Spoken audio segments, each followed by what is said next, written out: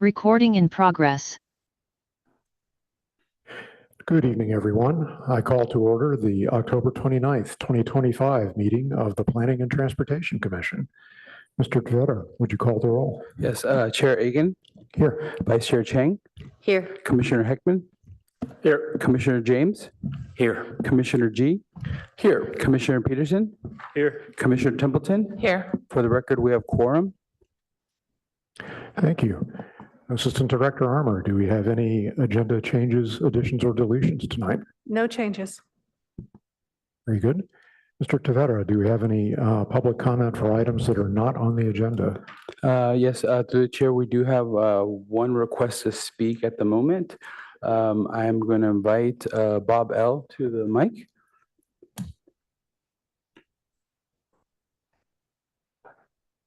Thank you, Mr. Chair and Commissioners. Good evening.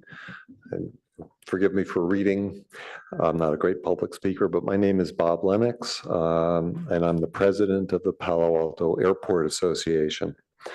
It's recently come to our attention that there is a proposal for housing east of 101 near Gang Road. We respect the city's push for more housing, but this location has issues due to its proximity to the airport, which I'd like to bring to your attention. I know that planning is still in the early phases, and we recognize this item is not on your agenda this evening, but apparently it will be in the near future.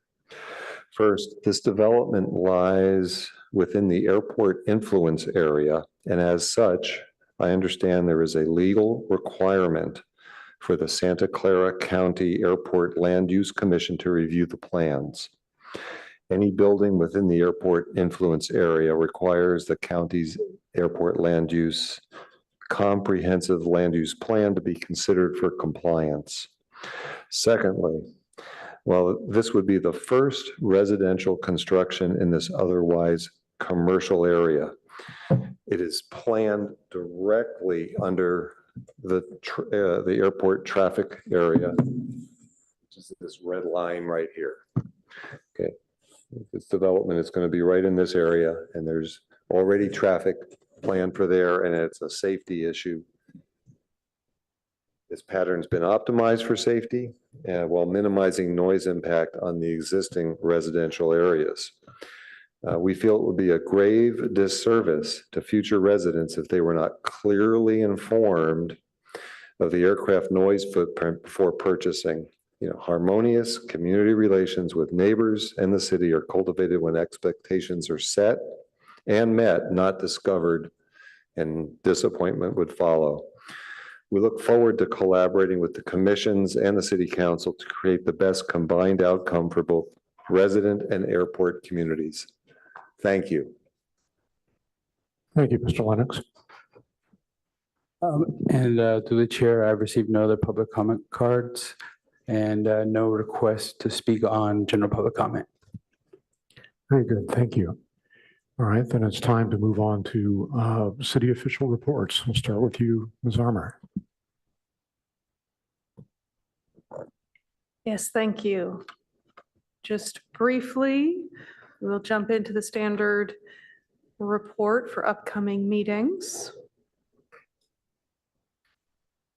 Next page. So as we are getting to the end of the year, we have one meeting scheduled for November. At this time, we have 3 items scheduled for November 12th. The annual comprehensive plan progress report, the Palo Alto link update, and the consideration of the bicycle and pedestrian transportation plan for recommendation to council. November 26th regular meeting is canceled. Happy Thanksgiving. On the next slide, a couple of things of note from the council's agendas. Just passed on October 20th, the tentative map recommended by PTC to council was approved on consent calendar. And next month, before your meeting on the 12th, one of the meetings of City Council that includes items of interest, the lighting ordinance update and 660 University will be going on November 10th. That concludes my presentation. We have a senior transportation planner, Ozzie Arce, here to give the update for transportation. Thank you, Mr. Arce. Thank you, Chair. Hello, everyone. My name is Ozzie Arce, Senior Transportation Planner with the Office of Transportation. I will be stepping in this role going forward and providing the OOT updates. So looking forward to engaging with PTC and serving as a resource. Next slide, please. Just kicking it right off, and you should have received an email about this. The city did release the draft bike and ped plan. Just a reminder, this is an update to the 2012 bike and ped plan. You've been involved in this process for the last couple of years, and looking forward to presenting the draft plan at your next meeting on November 12th. And we wanted to alert you all of its release so you have ample time to review, because coming prepared with your review and questions will ensure a productive discussion. Next slide, please. Some good news, and you might have heard already, but there was a ribbon cutting for the Caltrans rehabilitation project that included the bikeway. Caltrans was there, city staff was there present, as well as regional representatives. So it was nice to do the ribbon cutting ceremony and really celebrate the outcome of that process. So if you haven't ridden it, go take a ride. I highly recommend it. Next slide, please. Another year of successful bike rodeos at local schools. This is part of our Safe Routes to School team, and this is a flagship program, as you know, for the city. We led 12 bike rodeos this year at all third grades, for all third grade students at each elementary school at Palo Alto Unified. Approximately 700 students were served over this 60-minute safety course. We also gave away about 24 refurbished bikes to students in need and dozens of helmets. So just a special shout out to the over 230 parent volunteers to help us put these events together, as well as collaborative partners like PAUSD, the police department, Stanford's public safety department, Silicon Valley Bike Exchange, and many others. Next slide, please. Bike Palo Alto returned again this year, and with a strong showing of over 600 participants, and volunteers provided free helmets, helmet fittings, free bike repairs, suggestions for best bike routes, and information on Safe Routes to School programs. So you see some staff there with some local folks and people from our Safe Routes to School partnerships, and community members doing the bike repair. Next slide, please. More recently, just last week, the Urban Land Institute was in Palo Alto, specifically focused at looking at the Palo Alto Transit Center, looking at some near-term and long-term recommendations. They had a panel of experts from across the nation looking at the site. Some recommendations that were addressed included addressing SB 79 by upzoning the area and other sides of the track between University Ave and El Camino, in addition to the area plan on the Stanford site next to the shopping mall. So some upzoning, I'm sure the PTC will be part of those conversations. Design and construct the Quarry Road connection, reallocate or relocate the MacArthur building to use the site, road diet on University Avenue, and to pedestrianize some of those loops that we see heading into the station, among many other recommendations. And we're going to take some time to think about how and if and how we can build that into some of our CIP or other programs. Next slide, please. Just a quick correction on the title here. It should be Alma Street / Charleston Road Safety Improvements. I was typing too quick, but just wanted to highlight that there is a project to bring some improvements to this area. This project is separate and independent from the ongoing rail grade separation conversations. So just wanted to distinguish those two. This is in cooperation with Caltrans and the Peninsula Joint Powers Board, as well as the city. So think of design elements that could include installation of a pre-signal, street lighting, roadway resurfacing, utility relocation, signage, and striping, all part of the conversation. There was a community meeting last night at Mitchell Park, and there were about 10 attendees with a lot of interest and really insightful comments. There was support for the safety improvements by the city in addition to Caltrain, so we should see some movement there.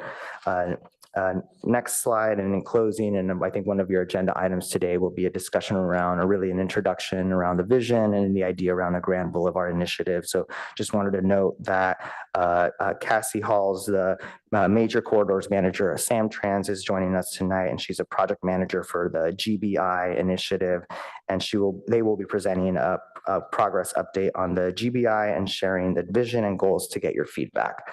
So just wanted to provide those updates. Thank you. Thank you, Mr. Arce. So commissioners, questions for Ms. Armour or Mr. Arce? I have Commissioner Templeton, Mr. Heckman, and then Commissioner G. Yeah, I just wanted to say thank you to Mr. Arce for a thorough and very informative update. I am delighted, and I know they won't all be like that, but really appreciate you sharing those things with us, and that's exactly the kind of content we're looking for, so thank you. Commissioner Heckman. So in the time I've been on the commission, it's very rare that a representative from the transportation department has come to deliver the report in person. So I'm really excited to see you here tonight, and I hope going forward you'll make a habit of it. Thank you. Commissioner G. Yeah, just want to echo what my other fellow commissioners said, and also personally really enjoyed the bike rodeo because I remember doing that as a child. So just want to say that was a lovely memory. I also had a question for Ms. Armour. I've been following the items going to council. I didn't notice that the retail notes have gone. Do you mind did I miss that? No, you did not miss that. There has been a fair amount of movement in our upcoming agendas for council as we've been juggling around all of the different priorities that they're working on.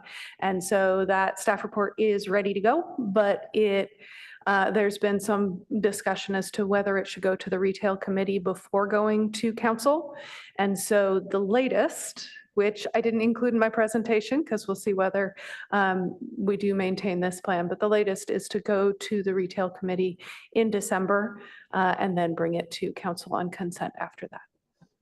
Okay, thank you. Just wanted to clarify that since we're also talking about more retail today. Vice Chair Chang. Also echo everybody else. Thank you for coming, Mr. Arce. Appreciate the report. And I got a question for Ms. Armour. So when you said the lighting ordinance, is that the dark skies ordinance? Yes. Okay, correct. thank you. Any further comments or questions? Thank you both. It's good to have you here, Mr. Arce, and we'll look forward to seeing you in future meetings. All right, if we are done with with questions of staff, then I believe we're ready for item number 2, our study session on the Grand Boulevard Initiative.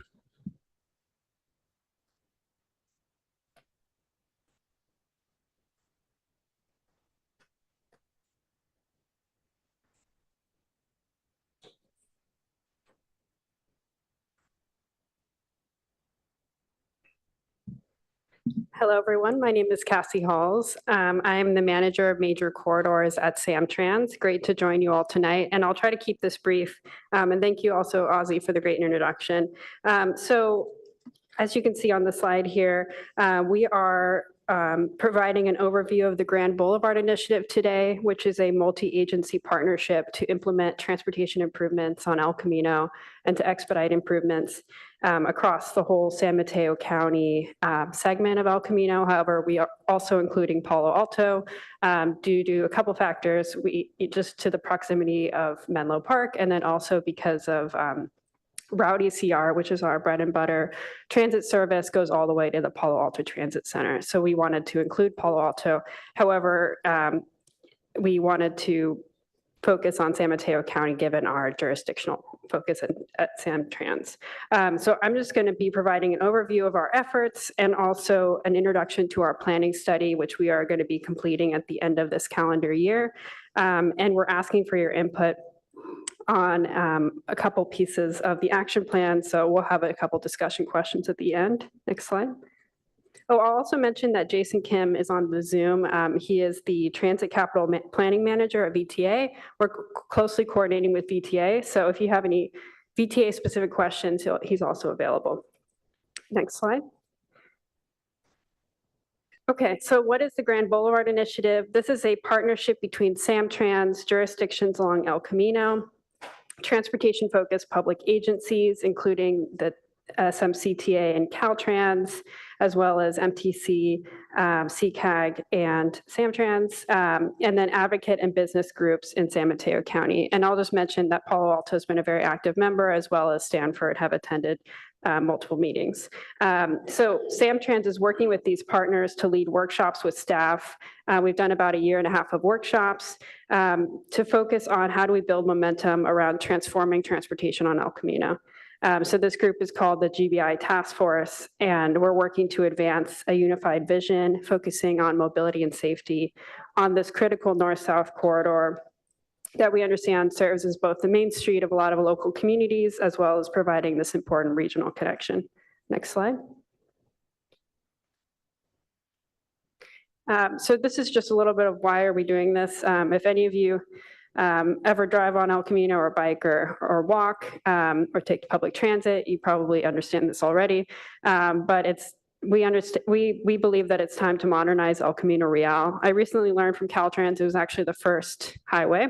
So that's the basis. So it was designed to move autos quickly and is now kind of a hodgepodge of being, both a main street as well as trying to be this high-speed auto experience. So we think that it needs to be transformed to address these mobility and safety needs.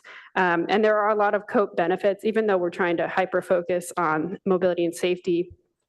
We think that there are a lot of co-benefits, including placemaking, economic vitality, providing more sustainability elements, and infrastructure to support future development. As we know, there's a lot more housing coming to El Camino.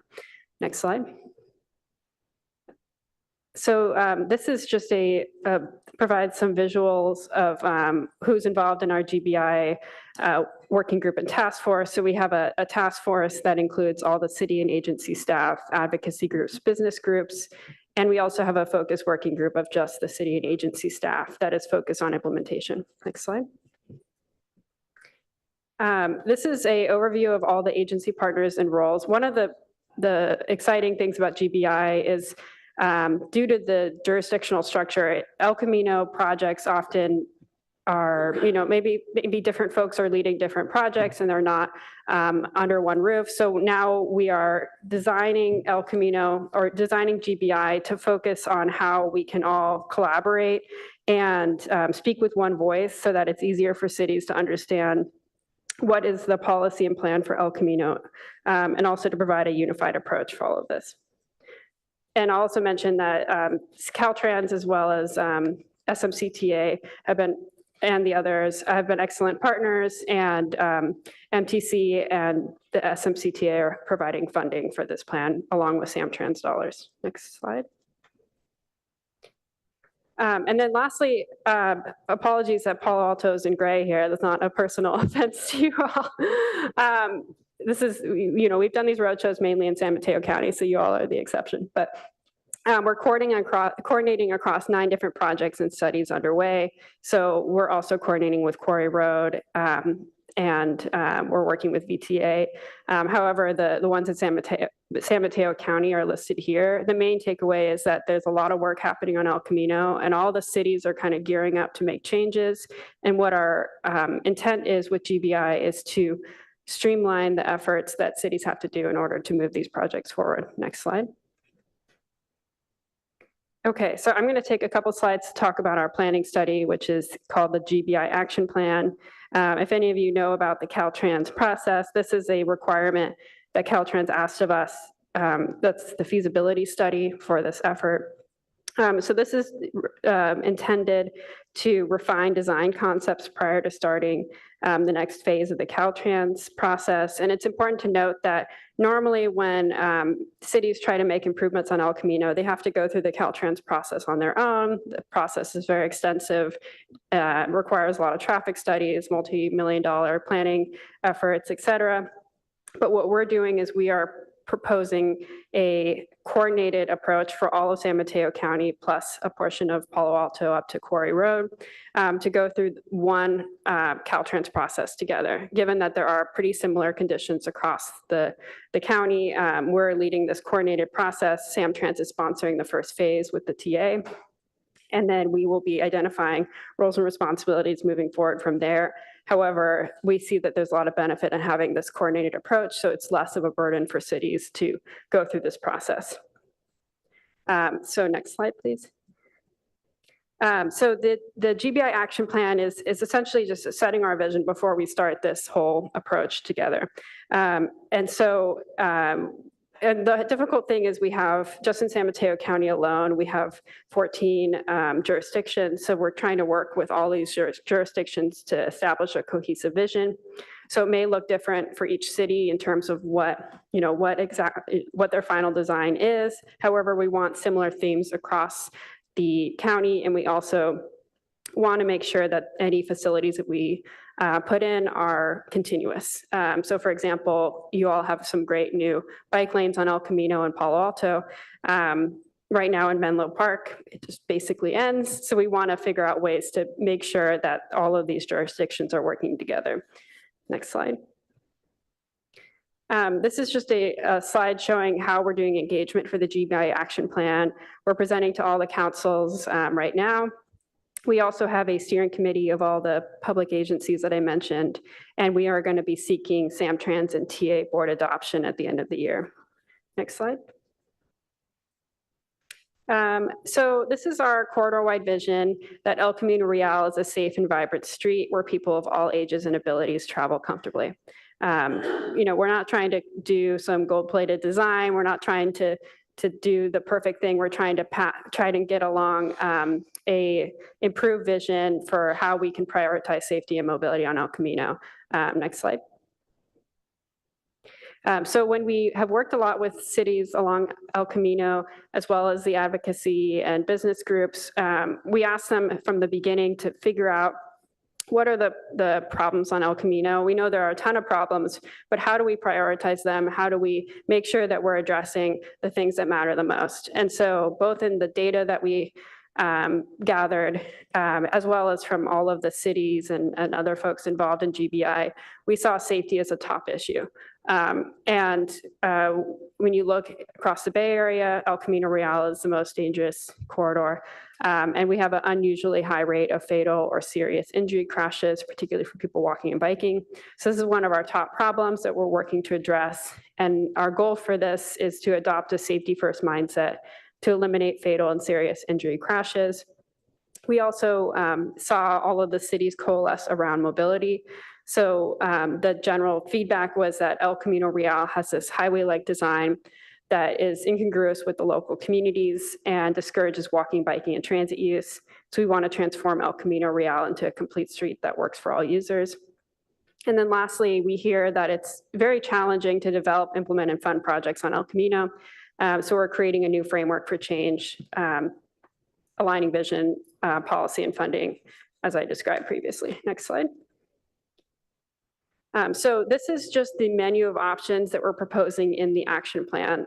This doesn't mean that these are the things that each city is going to do, but this is the types of improvements that will be advancing through the Caltrans process. So these include, elements such as traffic calming, elements to add more inviting active transportation facilities such as crosswalk improvements, wider sidewalks, and then transit improvements such as bus lanes, bus stop enhancements, and access improvements. Next slide. So GBI builds on plans and projects in Palo Alto. We wanted to make sure we're not just creating another plan, that we're synthesizing all the work that all of the local jurisdictions have done.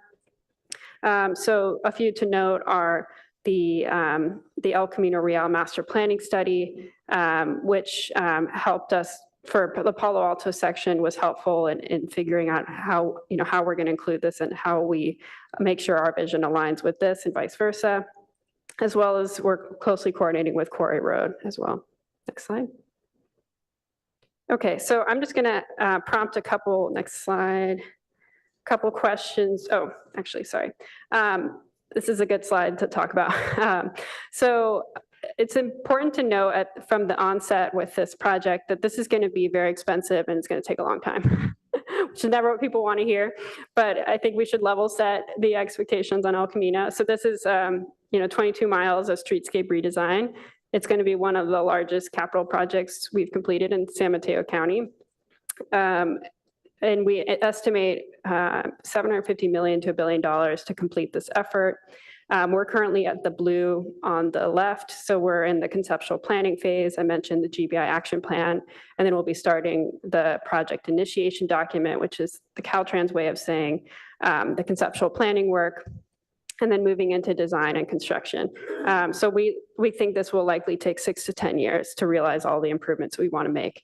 This doesn't mean that we have to wait 6 to 10 years to make improvements. There are, after we complete the GBI action plan, that will help us identify some of the improvements we want to, the low-hanging fruit improvements that we want to move forward to, those other implementation processes that are a bit quicker for spot improvements.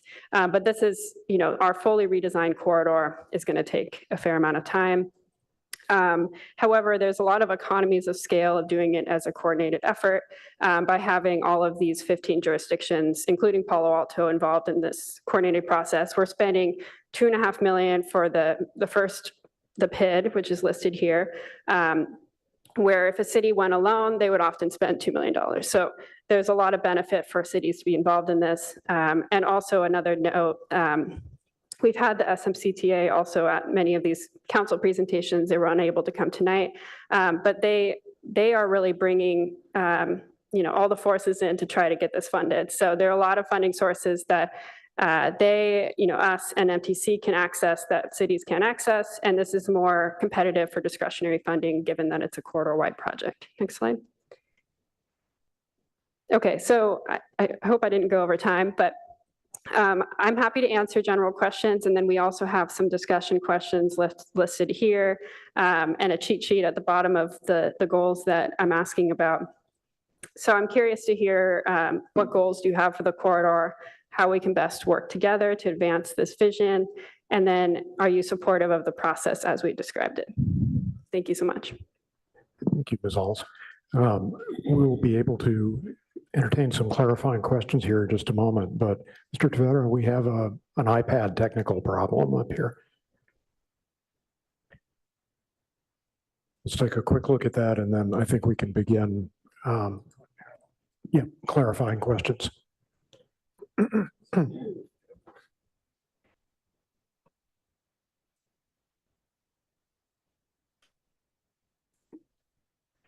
Commissioner G. James. No, sorry, I'm misreading this. This is my problem, not yours. Vice Chair Chang. Just a quick question. So I know that you've involved all the cities, and I've also involved Palo Alto, obviously. What about Stanford? Because it's not a city, but kind of a mini city. That's a great question. So they're involved in I mentioned the task force and the working group. They're involved in our task force. So we have advocates, we have groups like Stanford, we have business groups, SAMCETA, other types of folks. So that's kind of our broader group. So we engage them twice a year. And then we have in between that, we have a quarterly meeting with all of the working group members, so all the cities and agency staff. So Stanford's been involved. Yeah, thank you. Anything else, Vice Chair? Commissioner Peterson. Yes, thank you, Chair. So the question I have is large number of agencies. And the last time I checked, agencies don't always share money. So trying to create a patchwork, I think the vision is fascinating. And I think with communication, obviously, and a good team, it can, this is probably the way of the future.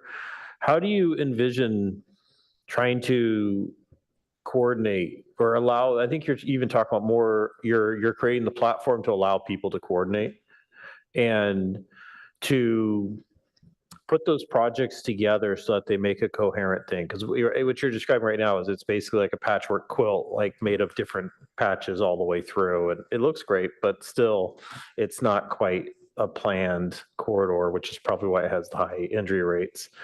What's your vision for trying to create that pipeline of funding that everybody's kind of sharing, and then going forward? And then the last piece of that is contractors. Do you have contractors that are participating? Because that's difficult too, because you're not necessarily guaranteeing them work, but it's hard to think all this through without the end players too. In terms of contractors, you mean consultants? Is that what you're referring to, or? I was thinking I used to work at Granite Construction, so I'd be like, bring Granite Construction in and have them be like, what does this look like from that perspective? Those are great questions. So I would say a lot of this is still being defined in terms of the actual implementation. However, what we've proposed, if you actually go back one slide, so to get this project all the way through construction, it's going to cost, or the construction itself is going to cost something like $750 million. So the main source of funds that we're anticipating being able to access is the highway call for projects that SMCTA has. And so they can fund up to 50% of these construction dollars. Or of the total project costs. So, but they can't do it in 1 year. We have to phase it across multiple years. And it's every 2 years is the highway call for projects. So our idea right now is that we are going to get everyone through this PID process, which is, we're basically trying to create like a big tent, make sure everyone's, has the bare minimum in order to be involved in this process. So we've done a lot of technical assistance with cities just to make sure that everyone is able to be a part of this process in the county. And then from there, once we get into design, right now, we basically don't need to decide on our preferred alternative until 2027 when we start the design phase, the PA and ED that's listed here. So right now, we're just working with all the cities, making sure they have either local plans or we provide them technical assistance to get them to a point where they have alternatives. And then we decide what the preferred is in 2027. And then around that time, also, we need to have difficult conversations across jurisdictions because there are going to be instances where one city wants to do one thing and another city wants to do another, and they're just not congruous. So part of the effort of creating this regional framework is we're trying to make sure everyone agrees on some general themes that they want to see. But then from there, we are going to have to do some negotiations, conversations with individual cities, and also making sure that we're, providing transition zones, making sure that design is continuous. We may not have we're definitely not going to have one facility up and down the whole 22 miles. We may have like bike lanes, for 5 to 6 miles. We may have transit lanes in the spots where we know that there is the most congestion for transit. We've studied that. We understand where those pinch points are. So we know what our priorities are. One of the goals of the GBI action plan is for El Camino to be a backbone bicycle network. However, that doesn't mean that El Camino has to be that facility. It could be parallel routes that are included in the corridor. So there's going to be a lot of, we're kind of in the easy fun part right now where everyone's happy. We love the vision. And over the next couple of years, we're going to start having fights. But I think Samtrans is not the natural person. There's no natural agency to lead this effort. So we're relying on this 5-agency partnership. But someone at the regional level needs to kind of intervene because, cities can, all they control are their boundaries. So. Thank you. Appreciate it. Commissioner Templeton. Thank you. This is a very exciting project, and thank you for bringing it to us. And I understand that you're shopping it around to the big tent right now. And we may not, it's unclear how much we're going to see of it in the future. Can we go back to her slide about her questions?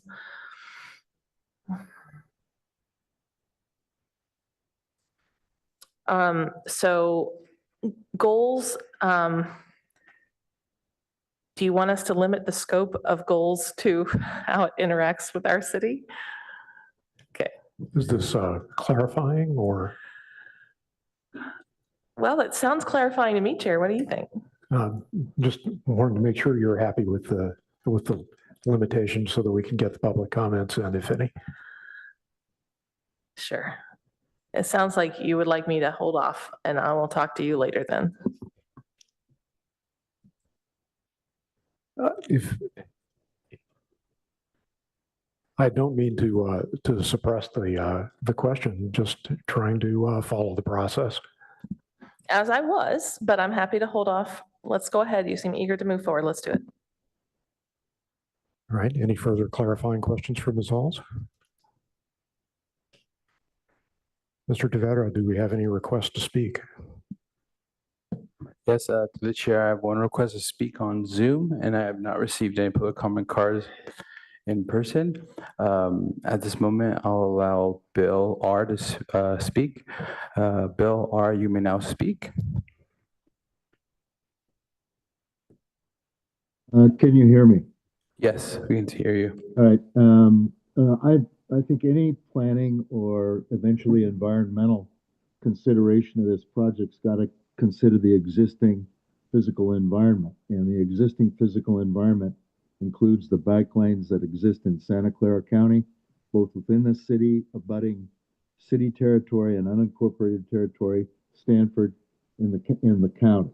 The existing bike lanes, quite frankly, in every member of our family has observed them night and day for probably, I don't know, at least as long as they've existed. And I think there's a dangerous condition of public property that's present both during the day and the night. During the day, bicycles go both ways on these lanes, and cars are utilizing bike lanes as turn lanes. There's been a lack of education. So safety is an issue. And if this is notification of a dangerous condition of public property, it's certainly present. It's also used by electric bicycles, and it's not clear what the use of the existing bike lanes is. At night, it's even worse because there's no visibility there. I think an issue that has to be resolved for existing retail uses for that portion of the bike lanes that exist in the city is existing right of entries.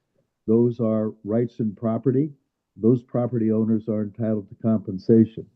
More importantly, ADA access has been severely limited by the existing bike lanes. It's unclear how those spaces that existed are replaced. But I think enforcement's a critical issue. Who's going to do it right now for these problems that exist on the existing bike lines? Santa Clara County Sheriff, CHP, Palo Alto Police Department, right? I would suggest that there's an immediate need for clarifying that before going forward with the plan. Now, I've read these documents, and it is really unclear to me how this planning process relates to the STIP. You know, how it's all the funding seems hypothetical. It is not linked to anything real. So I think that, you know, addressing these issues about retail uses right now that have had their parking and ADA eliminated, the existing conditions on these bike lanes, I think everybody acknowledges the use is low, but I think that's evidenced by a lack of education about how the bike lanes are to be used safely and how there's to be enforcement for the protections of all users of the corridor. So I would hope that that kind of study comes out with active, engaged enforcement for the safety issues. Thank you. And through the chair, that concludes, I have no other public comment. Thank you. Thank you, Mr. Ross. So we will open it up for general discussion, beginning with Commissioner Templeton. Thank you. Just for the public's awareness, you're representing Samtrans and not Caltrans, is that correct? That's correct. Great. So can we go back to her slide, please?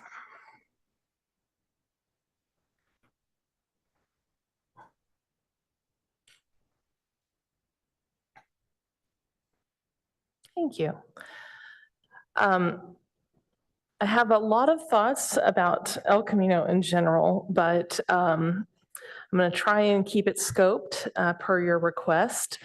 It just so happens that today on my way in, I dropped off on the Stanford side of the train station, had to go loop through the campus and come back. So I got a nice tour of the entire facility on both sides. And I would say one of the goals I have for this kind of terminus, this big bus train station that intersects with 3 different systems, right? Stanford's, Samtrans, and VTA, is I support your desire to improve that train station and the flow of or the hub. As it was very confusing to navigate. Every time I go in, I'm never sure if I'm in the right exit path, and it's not clear where to drop off someone who wants to ride the train. You know, there's no signage that says, here's the underpass if you're trying to go north, drop them here or here. Like, so I would say that's possibly something to improve as you reimagine that space. But also how it interfaces with El Camino is just enormously frustrating, and it does have the sense of being a legacy, something that was there for many decades that definitely could use improvement. So in terms of the vision, I appreciate that that's something we'll be talking about. I recognize that it's very expensive and there's probably limited stuff that we can do, but if we could find some ways to improve that flow, and the pedestrian space, walking space there is a good idea as well. But like, I found myself putting my car in a space where I knew a bus should be and having my son step out and trying to figure this out. He also couldn't walk from, we were very close and we had a detour, so we had to drive all the way around. He couldn't walk there. So, you know, he didn't feel comfortable biking. So like making sure our, like you said, our access to the other paths, bike paths in Palo Alto are very clear and well lit, especially coming from the train station at least. I know there's the rest of that is up to us in our bike ped plan, but that would be very, very nice from this, and if it was an outcome from this project. As far as the process goes, process sounds fine. I don't know how much you'll want to interface with us as commissioners versus our lovely Department of Transportation staff. They know a lot, and they often are very judicious about how and when they bring transportation projects to us. So that said, if you thought that you were coming back with something that might be controversial and worth discussing, that this is a place for that. So we welcome you back anytime you want to come. And for next steps, the process sounds good to me. I'm really supportive, and I'm also very appreciative that we had a chance to talk about it with you. And I think there's a lot that we can do. The one thing that I just think about when I think about El Camino and Palo Alto, and especially because we have this university involvement, it definitely is pedestrians. It definitely is less experienced bicyclists, right? Less experienced pedestrians, and the size of crossing El Camino is very terrifying for people that may be less experienced. And then the last thing is sometimes we have flooding on El Camino under that University Avenue bridge.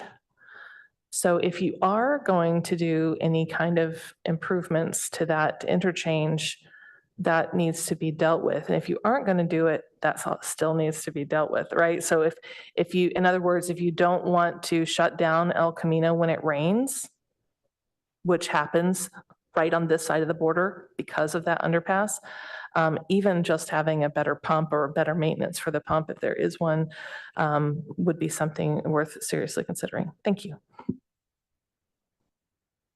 Thank you, Commissioner Templeton. I have Commissioner Heckman and then Vice Chair Chang.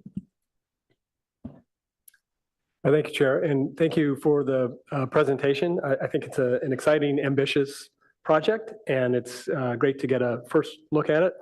I love the name of the project because I think of El Camino Real as the granddaddy of boulevards in California. You know, sometimes I'm down in Southern California and I end up on some piece of it, and because these little metal sculptures, I think it's a lantern, something like that, that are both north and south.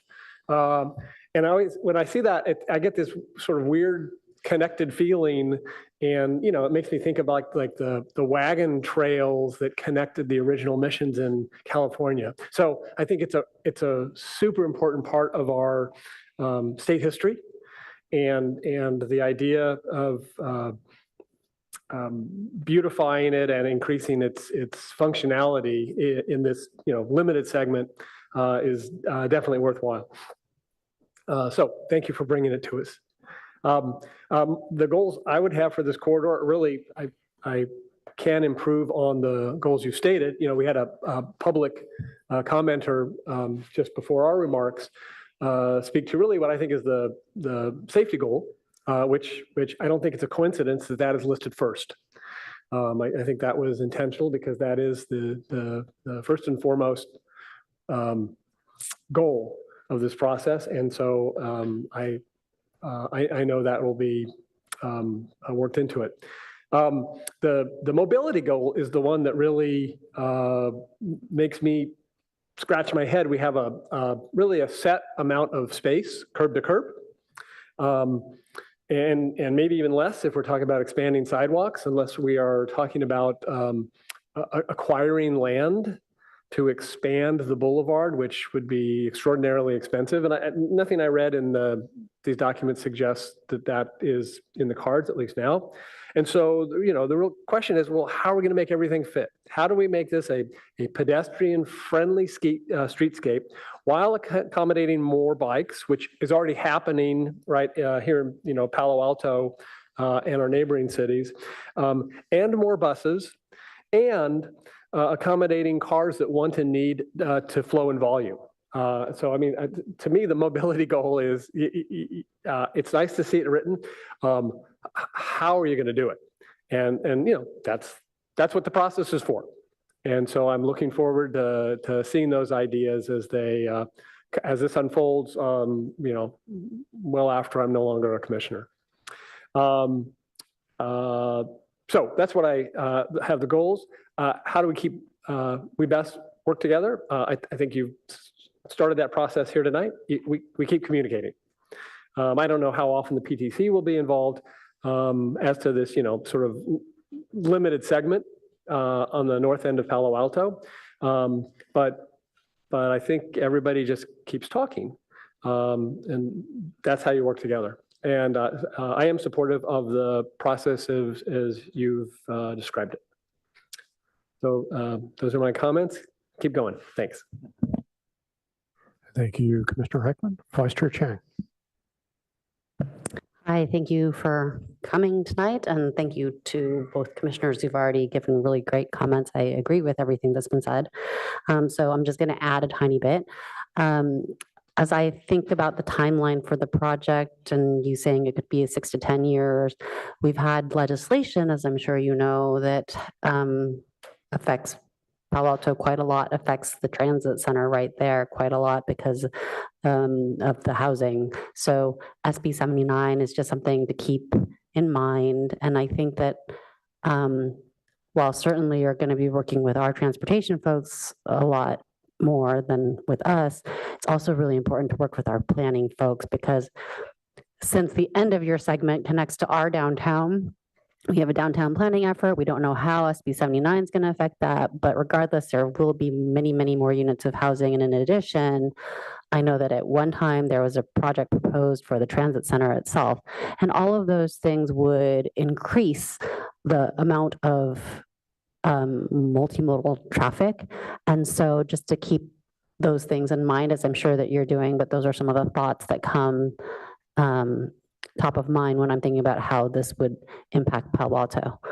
I did have a question for you. So when you spoke about coming up with a new process to create a framework for change, in what ways do you see that affecting Palo Alto or affecting segments? I mean, your map shows the segment of El Camino Real that you're really working on and those agencies that you're working with.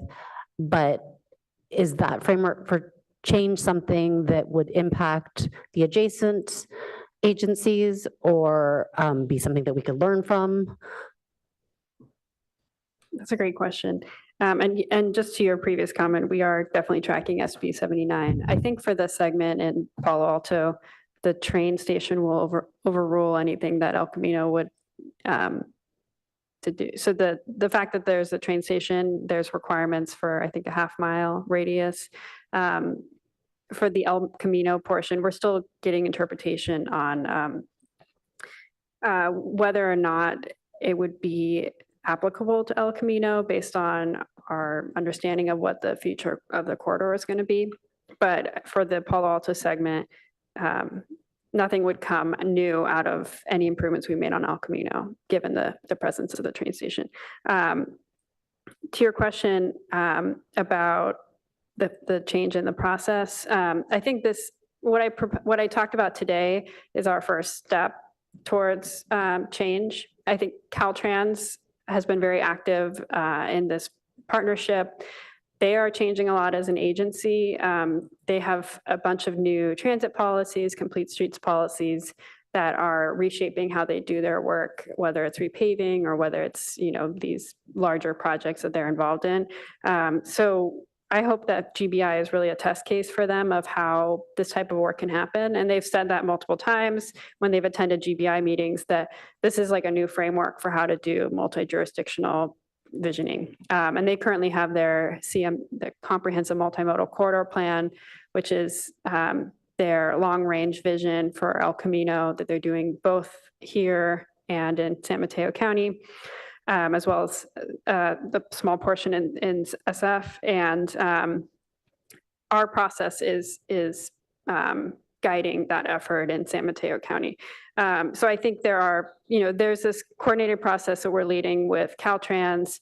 That's what we're focused on right now, getting all the cities through this process so they don't have to deal with it alone.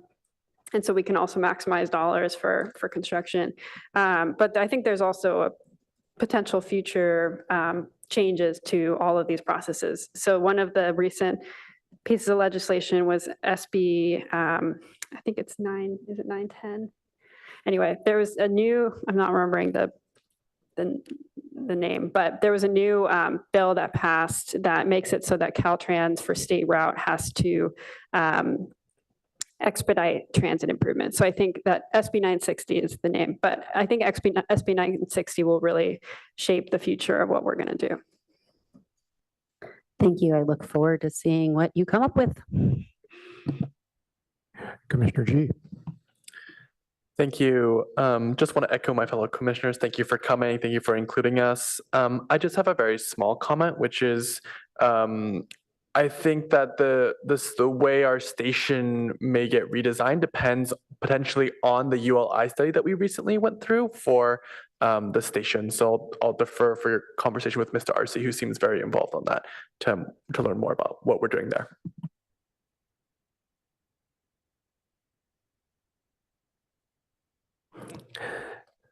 Thank you, Commissioner G. Commissioner James. Nothing revolutionary to add here. I think I agree that the framework for getting to this point looks smart to me. I agree with Commissioner Heckman that it looks like a very hard problem to solve, right? I mean, it's sort of there are all the limitations there, and I'm very curious to see what some of the design solutions are.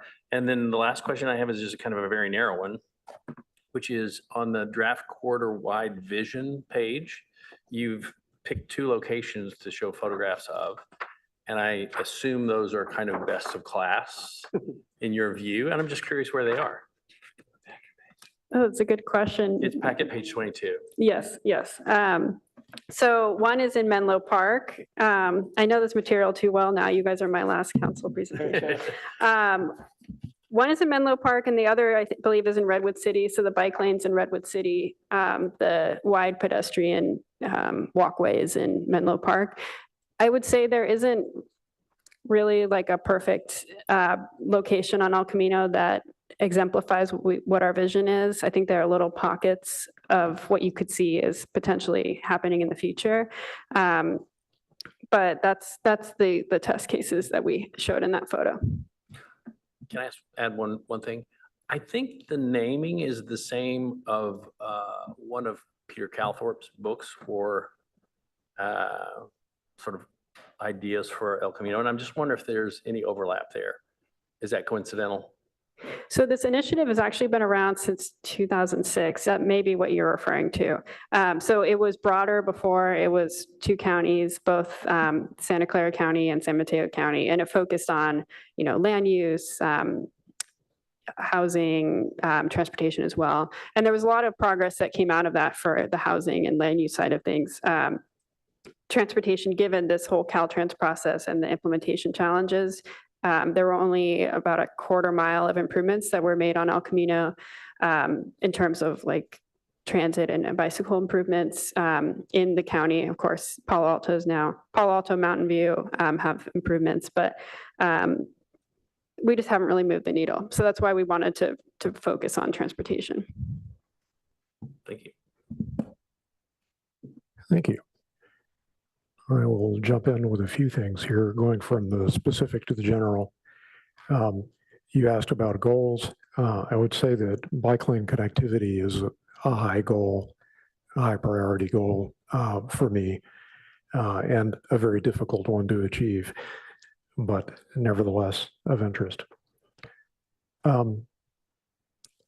noticed that the modernization benefits include economic vitality, but I didn't get a sense of how that flows from the vision, the problem statements and goals, or the streetscape changes.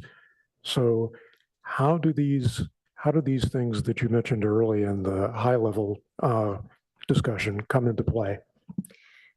That's a great question. So the goals, as you mentioned, are very focused. So we have mobility, safety, and process. However, there were a lot of things that we heard from people that were important. And when we did that exercise of identifying priority problems, we knew that when we did that prioritization, there were a lot of things like climate change adaptation, economic vitality that were kind of co-benefits that we saw of these mobility and safety improvements. So if you make it somewhere people want to walk or they want to bike, take public transit, and if you make it so that there are more street trees, it feels safer, there's lighting, the hope is that it's promoting more economic vitality. More businesses will open, more businesses will have, more people coming to them. And also that people would be shifting, there are always going to be people driving on El Camino. We're not negating that people are going to drive. However, that more people are shifting towards alternative modes, which do have a tie-in based on literature to more economic activity, like biking. People are more often to stop and go into a shop than if they're driving through, and same with walking. So I think it's not a direct benefit, but it's one of those co-benefits. So the hope is it's a consequence. Okay. And that segues nicely into my last observation or question. And this also ties into Commissioner Heckman's comments. So eventually we'll be seeing this as a set of incrementally applied changes, if I understand correctly. Yet there are some high-level requirements that we have to meet and maintain throughout that process. And unfortunately, things like maintaining vehicle traffic flows is among them, are among them. So I'm curious as to at what stage in the process we begin measuring and modeling things like the traffic flows we have to deal with and that we hope to deal with. And this applies perhaps more critically to safety than to any other aspect that we've been discussing tonight. So where in the process do you begin to pick that up so that it applies to all of these incremental changes that we might expect over time? Yeah, that's a great question. So Caltrans has a very rigorous process for measuring things like that. So in this first phase, which is the project initiation document, we'll start doing some traffic analyses as well as other analysis like stormwater report, things like that, very engineering heavy topics. And then we'll be kind of going in deeper and deeper in future design phases. So they require even more detailed modeling later. But that will start in 2026. Great. That's a more optimistic answer than I had hoped to hear. So that's so I'm pleased. All right, that's all I have. Commissioners, do we have any other questions or comments?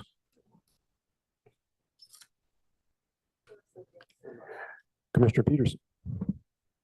Thank you. Just want to follow up my initial question where I was asking with your, how are you going to patchwork the funding? And then I'd mentioned bringing in contractors. So one of the things that's seen on infrastructure projects is the sooner you bring in the shovels, so to speak, but the people who are going to be building it and get them involved in the process, the sooner that the whole process and decisions you make, when you get to the final stage, you're already kind of aligned with the people that are going to be bidding on the project. And of course, there is that challenge of trying to manage expectations, but it's always good on something large like this to get some of the regional, large, heavy construction partners involved one way or another. Yes, that's a great point. And I forgot to respond to that portion of the question. So Samtrans and the TA are pretty familiar with alternative delivery methods, and that's definitely something that we would consider for this, given that it's such a big project and it has such a long time horizon. I don't remember the exact acronym, but there's like construction management, something. So we've done that for a lot of our bus divisions, and when we had to reconstruct them, things, projects with pretty long timelines and that are very involved. So we'll definitely be exploring those models. Thank you. That's exactly where I was going with it.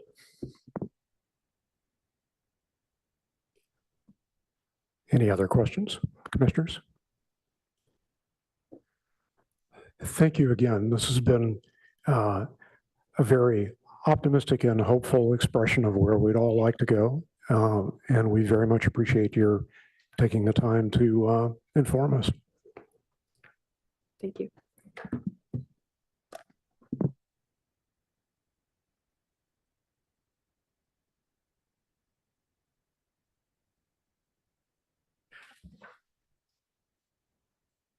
All right, I believe we are ready to begin our study session for item number 3 on retail revitalization.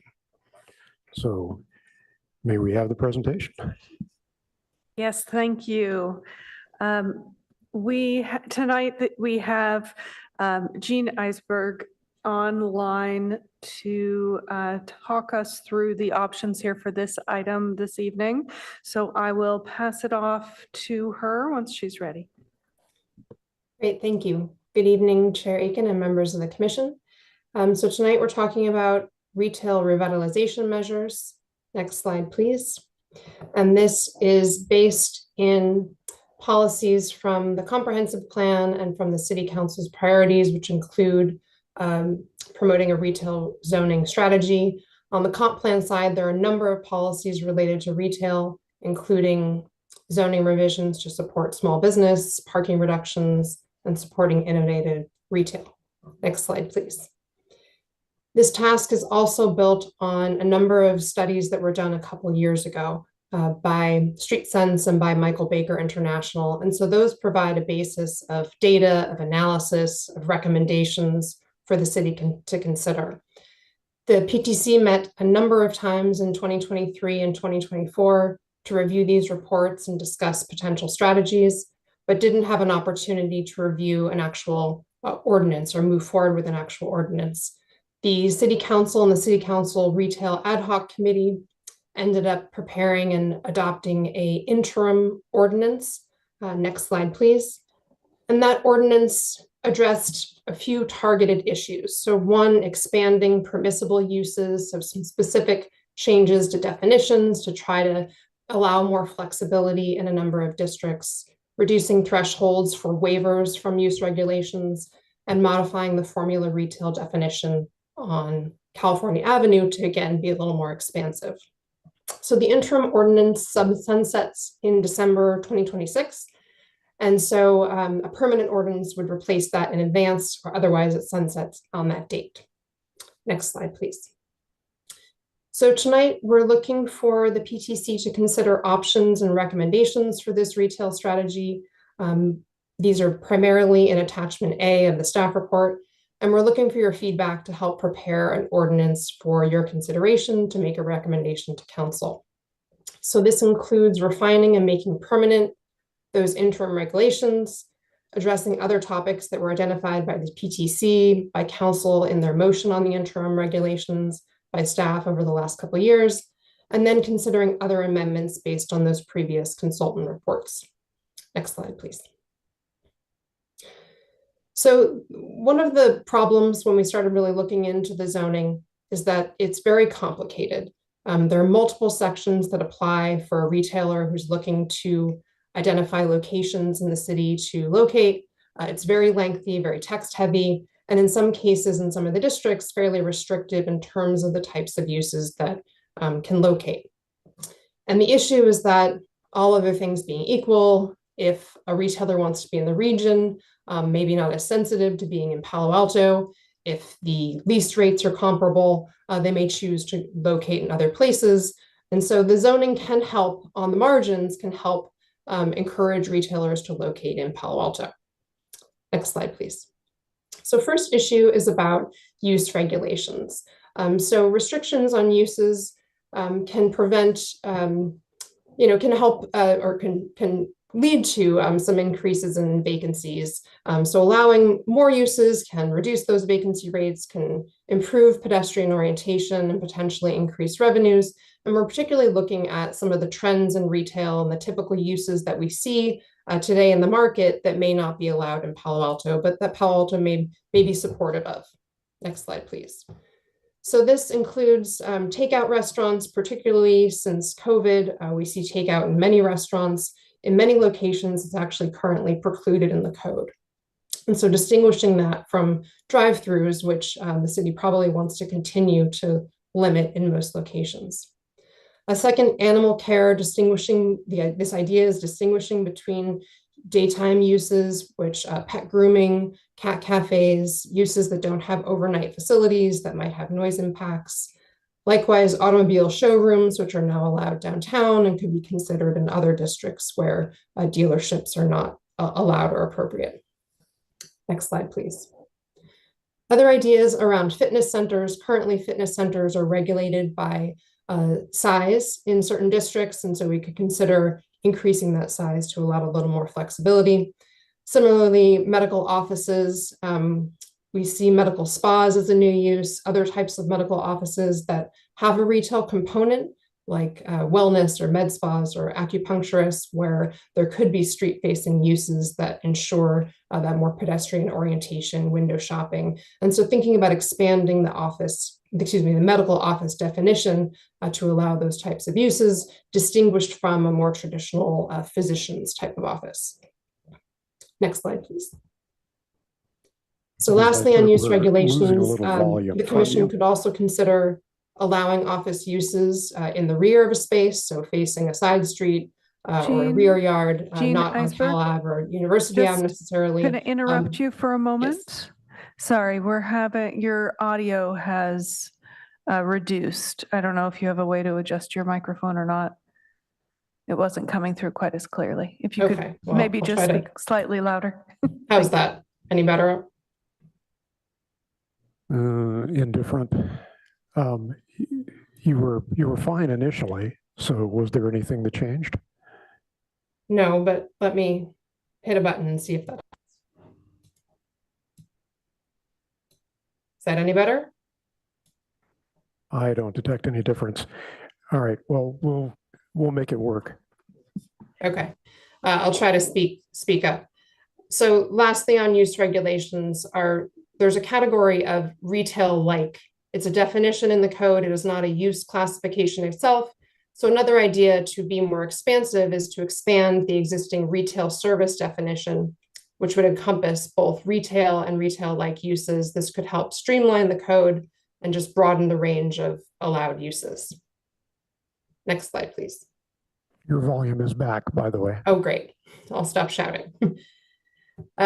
This is more of a perception issue, but retailers can be turned off by the term conditional use permit. In other communities, conditional use permit means it requires review by a decision-making body like a planning commission. In Palo Alto, it's really more of an administrative use permit, an AUP. And so changing the name could help with that perception. Alternatively, just publicizing more on the city's website. What is the process? What should retailers expect? And make sure that it's clear that the CUP is generally a director level of decision. Next slide, please. This issue is really about certain districts have layers of land use regulations. And so this is analyzed in attachment B, this example from Midtown and Charleston shopping centers. But when you start looking at the code to understand what applies in those locations, first we look at the base district, which is the CN, the neighborhood commercial district, that has one use table. Then if you look at the second use table that's specific to Charleston and Midtown shopping center, that's another use table. And then finally, there's an overlay, the GF ground floor combining district overlay also applies to the Midtown and Charleston shopping center. So it's a third set of uses. And at that point, you then learn that it's actually the GF supersedes the other two. So you really only need to look at the GF. Now, this is confusing for someone who reads zoning for a living, for decision makers, for staff, but it's particularly confusing for a retailer who's less experienced in that. Next slide, please. Other issue we identified is around parking. So a few different things here. One, commercial parking ratios are dependent on the actual use type. So different uses have different ratios. This can be challenging for existing buildings when an applicant, a tenant, is seeking a change of use permit.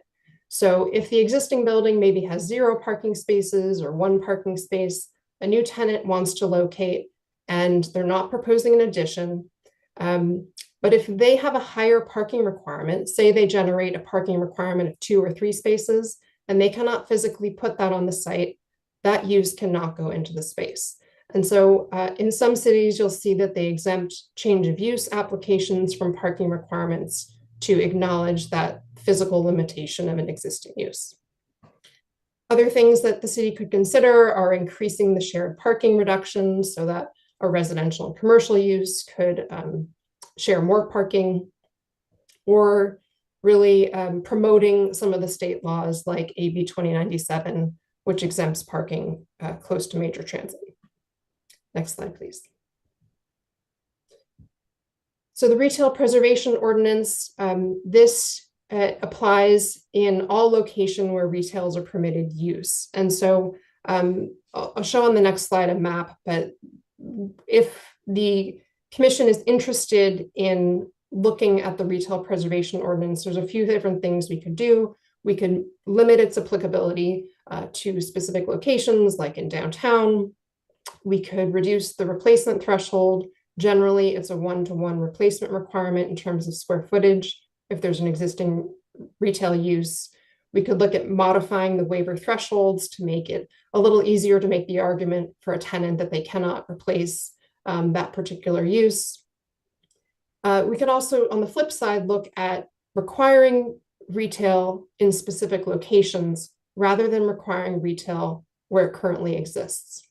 Next slide, please. So this next slide shows a map. In yellow are the places where the retail preservation ordinance applies, the caveat being if there is an existing ground floor retail use that needs to be replaced. The blue hatching shows locations where, regardless of the existing use, a ground floor retail use is required, say when you are swapping out a use or putting in a redevelopment and a new building. Next slide, please. So lastly, the zoning map. The zoning map spans 18 pages. This is very complicated. So if you're a retailer looking where you can locate, it makes it very difficult. So short-term idea is just to publish a simplified map. We put one in the staff report that highlights where commercial locations are, where uses can locate.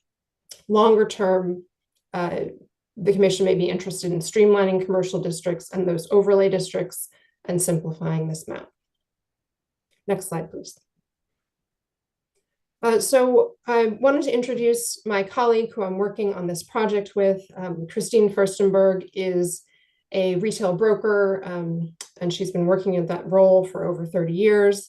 We have collaborated together before on policy projects for cities. And so she really provides a lot of perspective from the retailer's perspective and from her network of retailers, of brokers, of property owners. Next slide, please. So she will be available during Q&A. She did reach out to a few stakeholders within Palo Alto, and so she can provide a little more information about those conversations. In terms of other stakeholder outreach, there was a number of outreach efforts that were done as part of that previous consultant work effort. Next slide, please. So the staff recommendation is to ask the commission to consider options and recommendations for this retail ordinance and to provide feedback to staff so we can bring back an ordinance for your consideration and ultimately recommendation to the City Council. That concludes my presentation. We do have a few extra slides if you want to hear more from Christine. And also I do have a slide that just lists the discussion topics from attachment A, if that's helpful as you're going through with your discussion. Thank you. Thank you, Ms. Eisman. Commissioners, do we have any clarifying questions for Ms. Eisberg or Ms. Furstenberg? Commissioner Heckman. Thank you, Chair. Just a couple of clarifying questions for attachment A. Packet page 39, the animal care potential modifications. I understand why noise might be a concern that we need to address by ordinance for things like dogs barking all night, but I didn't understand what staff was thinking in including possibly provisions regarding waste. I mean, I understand that animals create waste, but humans do too, and I don't know that we have. So I was wondering why did staff call that out? What was staff thinking about? Because that'll help me understand these potential alternatives to the first bullet. So the idea was to have some standards that could be incorporated into the ordinance that would help, like objective standards that would help reduce those impacts. So in terms of pet waste, is there making sure there is a process and receptacles to manage that waste? Okay, thanks. And then the other question I had is on packet page 43. Under the permitted and conditional uses on Cal Ave, the last bullet in the potential modifications, allow medical offices that contain at least 35 square feet of retail sales facing the street. I was just curious about the origin of that 35 square feet. So we came up with that. It was really like a 7 by 5 foot rectangle. And so you get this kind of frontage along the window, 5 foot depth. So it is we were thinking about it as a rectangle. You can't necessarily get that for all shapes and sizes, but that's where that came from. Okay, thanks very much. Thank you. Commissioner G. Thank you, Chair. I was actually wondering if you could, I had some questions about the additional slides. Specifically like the slide with the availability, if you could pull that up. Sure, and I would invite Christine to weigh in here. My understanding, this is really just a snapshot in time from, I think, this week of. I was just wondering, can you help me understand what the red and the blue are? I absolutely can. They are just, what this is just a peek at availability that we pulled up yesterday. The difference between red and blue is really nothing with regards to the space itself, but rather the program that we use to pull up the information. For example, LoopNet, CoStar, they're different software programs. One, the red belongs to LoopNet, the blue belongs to CoStar. So it means nothing with regards to the actual space itself, other than it's available. Thank you. And what about the circles? The circles indicate a building that CoStar and or LoopNet, who are owned by the same company, they have information on that building, and that building is identified as a commercial building or a retail building, but it has no availability. All right, thank you. That's all. Any further clarifying questions? Commissioner Peterson. Thank you. Quick question. So I don't know if it was a comment in passing, but you mentioned sites that were not commercially viable. I can't pretend to say that I know anything about commercial sites or anything.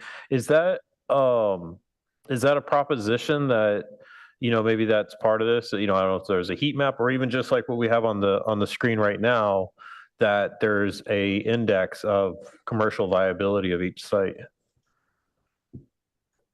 The comment was related to the retail preservation ordinance. And when we look at that map, it covers, the retail preservation ordinance covers RM districts, residential districts. It covers the RP district.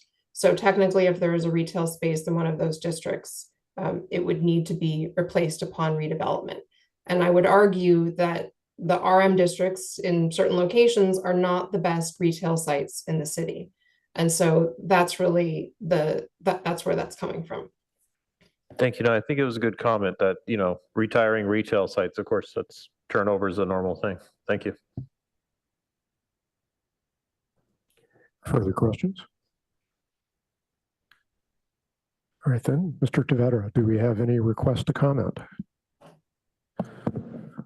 Through the chair, I see no raised hands on Zoom, and I have received no public comment cards at this moment. Very good, thank you. All right, we could have a really extensive discussion on this tonight, and a good bit of what we talked about in the pre-meeting was how do we organize things so that we can be as effective as possible. I think what I'd like to do is follow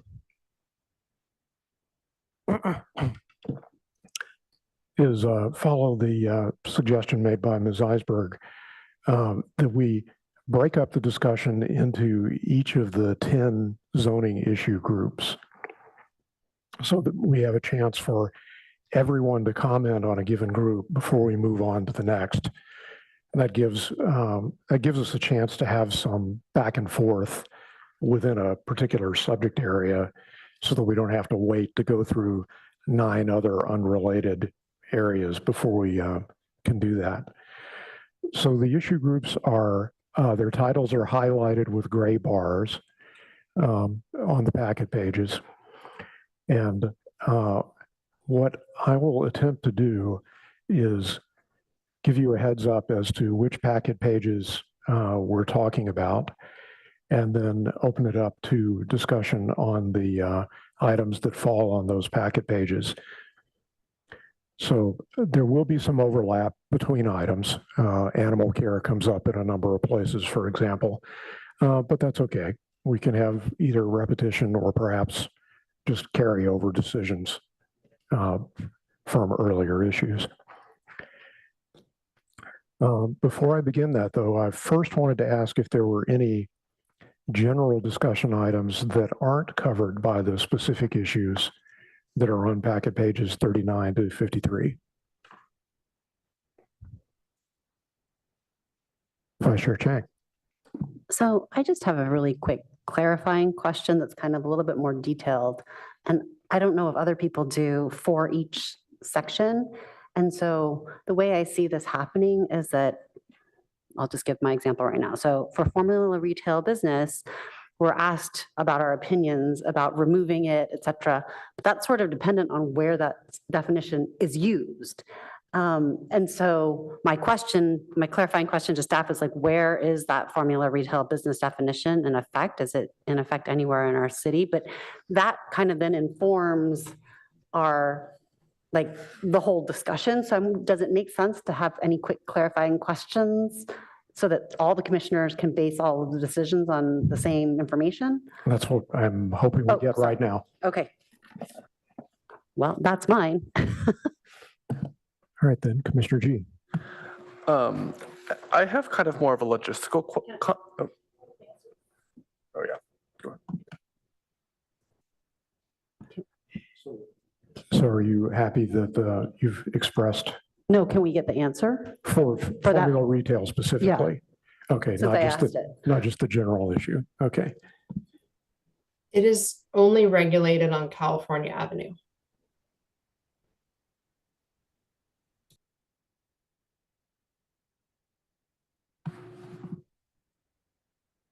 All right, thank you. Then we'll move to Commissioner G and then Commissioner Templeton. My comment is a little bit brief and kind of just more of an organizational point, which is if we continue to have kind of this patchwork of information, I think it would be helpful to have the Cal Ave District R also included on attachment B, so that then it would be easy to also compare and contrast all of these.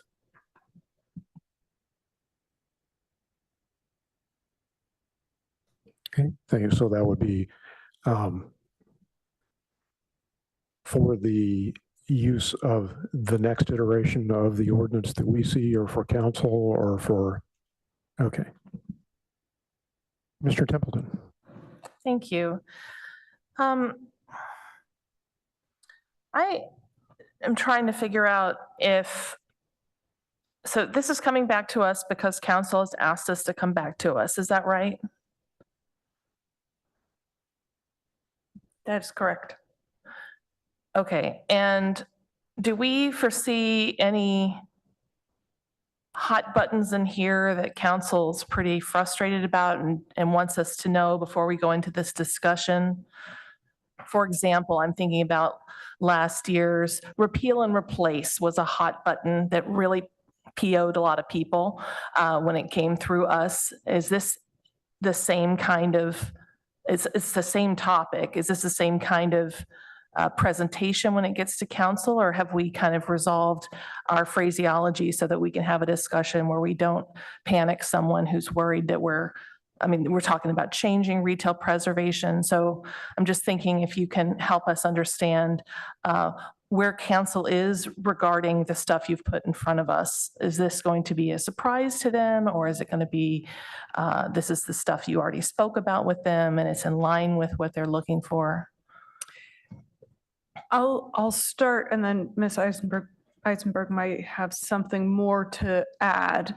I think the starting point is the interim ordinance that council looked at. So and approved. So we started there. And then. And that was the previous council. And so that was last December, correct? So there was that interim ordinance that went into effect based on their approval. In addition, the motion that approved that ordinance included a list of items for these next discussions to include, specifically identifying things that we should be looking into and discussing in more depth. There are a couple of additional items that have been added on. So for example, over the last year, there have been some issues that have come up. For example, the idea of a cat cafe and dog grooming, where there has been concern about the restrictions that the existing code includes and how those have been understood in the past, and a desire to have some more flexibility. And so there are some items that we have included, that is one example, in here that were not part of the previous discussions with council. So they will be new for them to see when we bring your recommendation forward to them. However, I do expect that we will be bringing your recommendation to the retail committee before we bring it to the full council. Okay, that makes sense, and I appreciate you going through that. So I'm particularly thinking, and I guess we'll get to it when we get to the retail preservation section, but there was a slide in here where Ms. Eisberg was saying, I'm paraphrasing here, it's a hot mess, we need to smooth it out. And I know that is going to mean that we are recommending changes to that. And that doesn't mean nobody's proposing annihilating retail, right? Correct. And in addition, if you would like clarification on any of these, if it's not clear whether it is something that was part of a previous discussion with council versus something that has been brought up as new based on our analysis over the last 6 months, we can provide that clarification as we go as well. That's great. I just want to make sure that our work is being characterized accurately as it goes forward. Thank you. Thank you, Commissioner Templeton. All right, any other more general questions, or should we begin to really dive into the details now? All right, the first section consists of packet pages 39 to 42, and that is definitions. So all of you who have comments or questions about that section, please light up your lights. I have Commissioner Heckman, then Commissioner Templeton. Thank you. So I'll just go top to bottom. So in animal care, and again, I'm really kind of focused on the potential modifications, which often in these boxes give us options. And we're just giving our individual feedback. So I'm supportive of the first bullet, which is split the definition between sort of daytime and overnight. I don't think that the second and third bullet are necessary. Every restaurant in Palo Alto has a bathroom, but I don't think those bathroom provisions are in our zoning code. They might be in some other code, building code, whatever. And I would think, dealing with waste and dealing with noise beyond our noise ordinance, those maybe need to reside somewhere else than adding more provisions to our zoning code. The next one, retail financial service, that's an example of something I'm fine with. And so as we go through this, I'm not going to talk about those anymore other than to use this one as example. So, the potential modification is to fix the typo and make the interim definition permanent. So I'm okay with that. So as we go forward, I'm not going to talk about those. So that means I skip to fast casual restaurants. So for this one, I just want to flag an issue for staff to think about. And because we're looking at little pieces of our ordinance rather than the thing in totality, this may or may not apply. In San Jose, where I do some work, there's a city of San Jose, there's a definition of bar, and there's a definition of eating and drinking place. And the bar is more heavily regulated because there can be more trouble there. And so a number of outfits, including some who have been my clients, want to fit into the definition of eating and drinking place, even though they're really a bar. And so they have food like chips and dip or platters from Costco.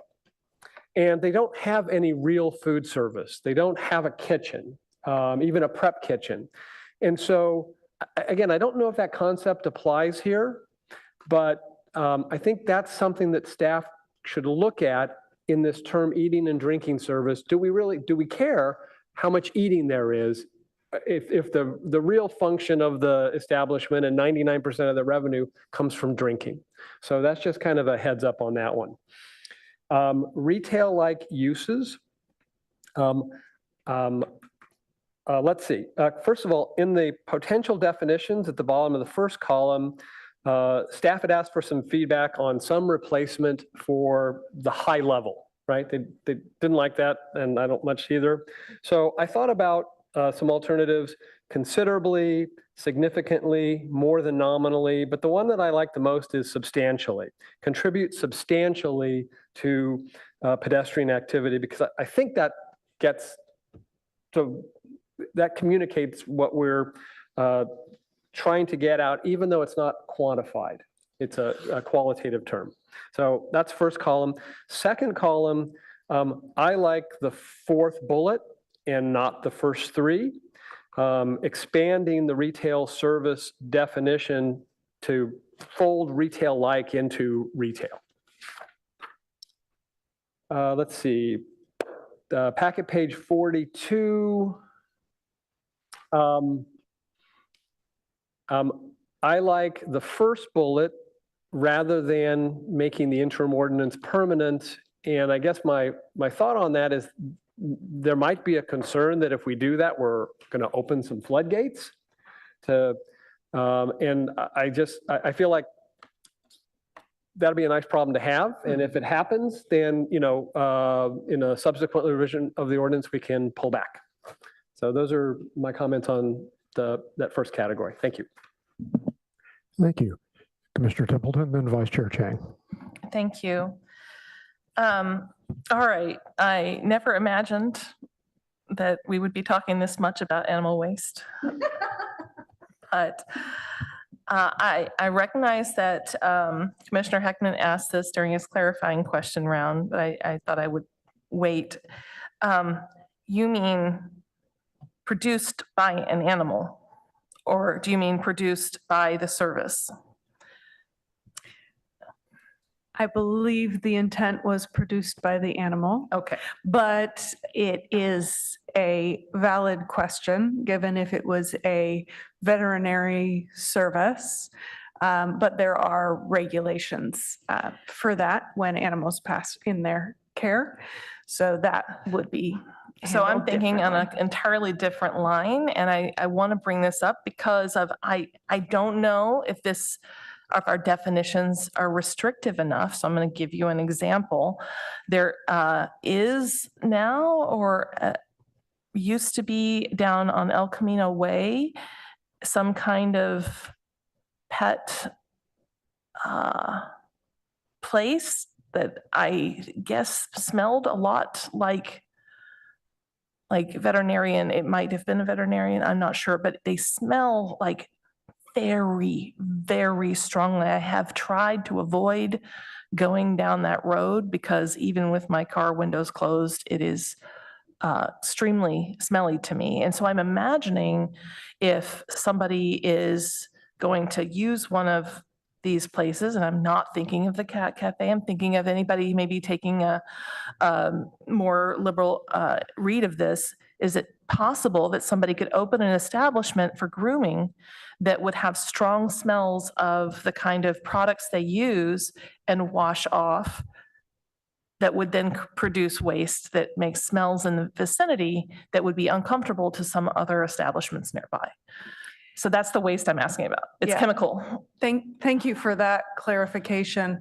And I think this discussion actually gets to exactly the point that staff was trying to identify with those notes, which is there's a reason that the city and most cities actually are pretty restrictive as to where veterinary offices and other animal services can be allowed. And so there is an interest in allowing them, but how do we draw an appropriate line in terms of the potential impacts of one use on another? Smell is one of those: smell, noise, waste, et cetera. And so for some of these uses, if it is an animal staying overnight, is it the different type of animal that's being allowed, you know, dogs barking versus cats, or other animals? Those are the types of distinguishing, you know, what are the concerns? So that would be my feedback, is to add odors to be something to evaluate. And I'm just going to put it on the record. I'm not a cat cafe hater. I love cats. I love cat cafes. I go to as many as I can in every country I visit. So I just want to say, like, it's just something to think about as in terms of being a good neighbor as a retailer. One additional note, anytime one of these facilities does include having animals on the premises, our animal control within our police department are involved, and there is a permit that's required as part of that. And so there are certain things more focused on the health and safety of the animals and that they are being cared for and contained appropriately. But that there is that level of review and additional control that is part of the process as well, just Yeah, in and terms of understanding the there's disease vectors. I mean, we don't want to think Correct. about it, but it's for real. Okay, so that was my note I wanted to add here. And then for the car thing, automobile showroom, is the distinction you're trying to make of whether it's a lot or like a just a retail front, or? Correct. We have had some recent examples where if you're talking about a retail showroom like the Rivian that is now in Stanford Shopping Center, that is really about showing the cars that are available Right. rather than having a large lot for storing the individual cars that are going to be sold, rather than having service available. And so it is a different character and might be appropriate in some of our commercial areas rather than something that's more focused on service, Okay. is my understanding. It may be, Jean, I don't know if you have anything to add in terms of, or Christine, about the retail character of those, or whether I covered it. I think you covered it. Okay, all right. Fast casual restaurants, like, is this even the least bit controversial? Like, is it as straightforward as it seems? Seems to me. I'm just checking. I mean, yes, people should be able to pick up and not dine in if they want to. So sure. All right, thanks. Thank you, Commissioner Templeton. Vice Chair Chang. So I'm going to focus on where I might have something different to say than the other commissioners before me. And if I don't speak about it, it means I agree with the potential modification that's listed in the column. So with respect to animal care, I guess my overarching thing is it's exactly what we've all said from a common sense approach, and I leave it up to staff to figure out how to best do this, which is fine with animals being there as long as it doesn't negatively impact neighboring businesses or any neighboring establishments or people walking by. Just a note though, for the existing definition for animal care, it does say outdoor kennels, and it would seem to me that we wouldn't want to allow anything outdoor if we're going, I mean, in a retail area. So for the fast casual restaurants item, I didn't go through our code again, but I do remember when I was on the retail ad hoc for the PTC, reading our ordinances, and they were just so outdated. I mean, there's things that, like travel agencies that hardly exist anymore. And I remember thinking, geez, this whole concept of like a takeout definition is so strange. But while I support removing it, or I support not having it be its own thing because everybody does takeout now. What I wonder is, do we have any unintended consequences? And this is just a flag for staff to consider, of upgrading something that might be a purely takeout service establishment to a restaurant. In other words, like, are there parking requirements that are more onerous or anything like that, where we would need to be careful? And so I just don't want that type of unintended consequence. And then similarly, the whole, like the commercial kitchen and commercial dishwasher, again, I don't know why we had that before, but there must have been a reason.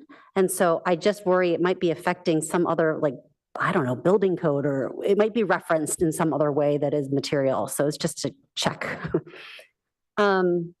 For the retail-like use, I agree heartily with Commissioner Heckman's recommendation to change the word high level to substantially. But then where I differ is I'm not sure that it makes sense to roll the retail like into retail, because I don't know how those definitions are going to be used. So there's a world in which I might think that there are certain parts of Palo Alto where we care very deeply that we kind of want to maintain the look and feel. Like I think of Burlingame's downtown, and it's all like restaurants and retail. It's almost all restaurants and retail. But then if you imagine what would happen if that downtown Burlingame were turned into things that were only on the retail-like use, what that would do and whether it would be a place we would want, I'm not sure that it would. And so as I was thinking about the whole, overlay issue that we're going to discuss later on tonight, there's the idea that we might want to be able to nest things. Like here's our most sort of traditional retail area where it's most important to us to have something really vibrant, and we want to really keep it that way. And then kind of expanding out of that zone will be a little bit more flexible, and out of that zone, even more flexible. And so because of that, I wonder if we might want to preserve that, but I'm not sure. And it may make sense that certain of these retail-like uses actually be moved into retail, and then other ones kept as purely retail-like. Because I did get a sense when the commission discussed retail in the past, that there were certain retail-like uses that felt more like retail to us than others. So that's just my thought there. And then for the formula retail business, I think I don't have enough kind of historical context on what our city, or maybe just not even enough understanding of what our city really wants for Cal Ave. Like, I remember hearing before that Cal Ave is supposed to be our more kind of boutique-y, neighborhoody retail area, and then universities, more like what we see all over the US. And if that's the case, then maybe keeping the current definition makes sense. But again, it sort of depends on what we want. And I'm not sure that I don't know what we Palo Alto want. So because of that, I would say just leave it there right now. That's my feedback. Thank you. Leave the formula retail business definition in existence rather than just removing. Do you mean not changing it from 10 to 50? No. Making it permanent, but not necessarily removing the definition. Not necessarily the first bullet. Oh, okay. Yes.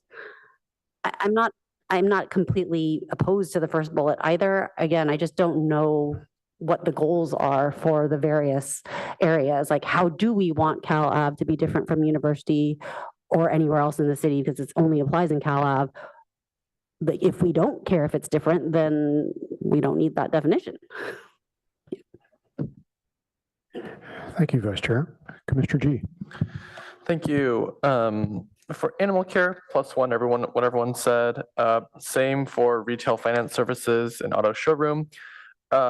For fast casual restaurants, I do agree that now I don't really care how people eat their food, but I kind of want to address maybe Vice Chair Chang's comment about why is there's this comment about dishwashers, and I think what Commissioner Heckman said about these establishments that don't have any real kitchens could be a reason why this part exists. But right, because if you are just serving Costco platters, you don't need a commercial dishwasher for anything. So just kind of food for thought, but no pun intended, on this section about that, but also want to +1 about kind of looking into the impacts of this, because I believe eating and drinking service is probably a pretty widespread mention in the code. Now kind of coming to retail-like use, I want to support the substantively, I believe, Commissioner, whatever word Commissioner Heckman used, so I don't, substantially, there we go. For that, I want to talk a little bit about bullet 2 here, which is revise bullet K to be objective. I do think that even I would be in support of that. I don't know if I know exactly what criteria should be here, and it may not be a specific set. It might not be like you have to have storefront windows and displays and lack of window coverings, but it could be like have some criteria of the above. I'll defer to staff's expertise on this area, but I think having some kind of if not objective criteria, but recommendations, and say one of the things that makes it support pedestrian activity is that you have a storefront window. And that can help with the director's decision-making when it comes to that. And then I want to talk about I guess that was bullet 3, not bullet 4. But now I want to talk about bullet 4, the retail and retail-like. And for me, one of the distinctions in participating in the ULI study this week was the impact of the hotels that are in between town and country and a university, right? So imagine that the Sheraton that's kind of at the corner there was actually a retail complex. If I was at the train station, I would probably go and walk around. But it's a giant hotel that faces El Camino and I can't really access it from university, right? And so that kind of hotel is not defined as retail, but it is defined in retail-like. So if we were to convert things, right, and we just get a bunch of hotels that kind of face away from the street, I think I would be pretty unhappy with how that looks like. But I do agree that there are some things that feel very maybe could go into the retail definition, kind of just going through here. Item A, the eating and drinking services. I think anywhere where I think about retail, I'd be happy with that one. Maybe item F, which is the commercial recreation, which I saw is amusement, exercise theaters, bowling alleys, billiard parlors, skating arenas, etc. I do think that having large places for a bunch of younger people to kind of come and gather, I think could be really interesting in our retail areas. So I think that kind of stepping back here, I'm not supportive of folding retail completely into retail, but I think there exists some world in which we can mesh some of these items, but not all of them together there. And then on packet page 42 about formula retail business, I'd be in support of making the interim definition permanent. And then one thing that I think we haven't really talked about as much is about the kind of the maybe additional definitions that we might want. This is peeking behind the curtain a little bit onto packet page 43 with Commissioner Heckman's question about the medical office with 35 square feet. I wonder if maybe we could define something that is retail medical or something similar that could provide, that we could then slide into the retail-like uses. But I don't have the knowledge about what that looks like, and I guess our consultants have said that 35 makes sense, but I think that could be an interesting definition to slide in here. Thank you, Commissioner G. Commissioner Peterson. Thank you, Chair. So I want to just echo what I've heard the other commissioners talk about, that I agree with pretty much all those comments, but particularly I want to raise the comment that Chair Chang brought up about California Avenue, that the current definition for California Avenue is appropriate. I live by there. I think one way or another, I've become the California Avenue commissioner simply from going to the restaurants, and everybody recognizes me there, and I hear from all the business owners there every decision we make. And one of the things that I've noticed, there are a lot of fitness studios on California Avenue, and they've been cycling in and out of business. So there's not there's not the business proposition for a larger space there. And the current businesses that are there seem to be, like Chair Chang brought up there, boutique businesses, and they've been there for a very long time, multi-generational, some of the businesses. And so that's why I would propose that we do keep the same definition that we have now. And I put in there, California Avenue was recently closed. And so therefore, I think California Avenue, if anything, is probably ready for even more of an understanding of what is California Avenue turned into as a closed street, which probably has pushed it into more of a boutique, more restaurants, more specialty shops. And so I think that also lends itself well to that street. Thank you.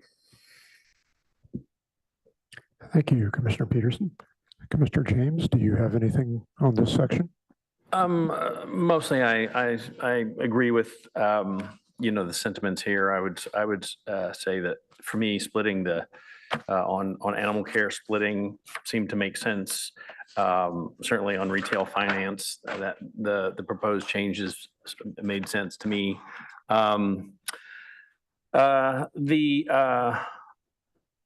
Yeah, and I think certainly removing takeout service definition makes sense to me there as well.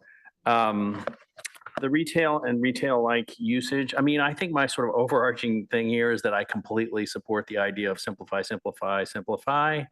And I would, rather than Palo Alto being the community along this stretch of the peninsula that is the hardest and least attractive for retailers, I wish it was the most desirable. I'd just rather be on the other. I don't want to remove all guardrails, but I would rather that was our reputation rather than it was kind of a difficult place to start a business for even a big enterprise or a small one. I think small businesses are great, and so I would on all of these. My goal is to kind of err on the side of being as permissive as possible without kind of losing all the guardrails. So I think with the, I think I was sort of leaning towards the idea of combining collapsing retail service and retail-like. I have heard some kind of compelling arguments for why you might want that to be two-tier to preserve the character of certain areas and maybe not having them go to less retail kinds of businesses on the frontage street. So I'm open to a smart definition that would still keep those two categories. I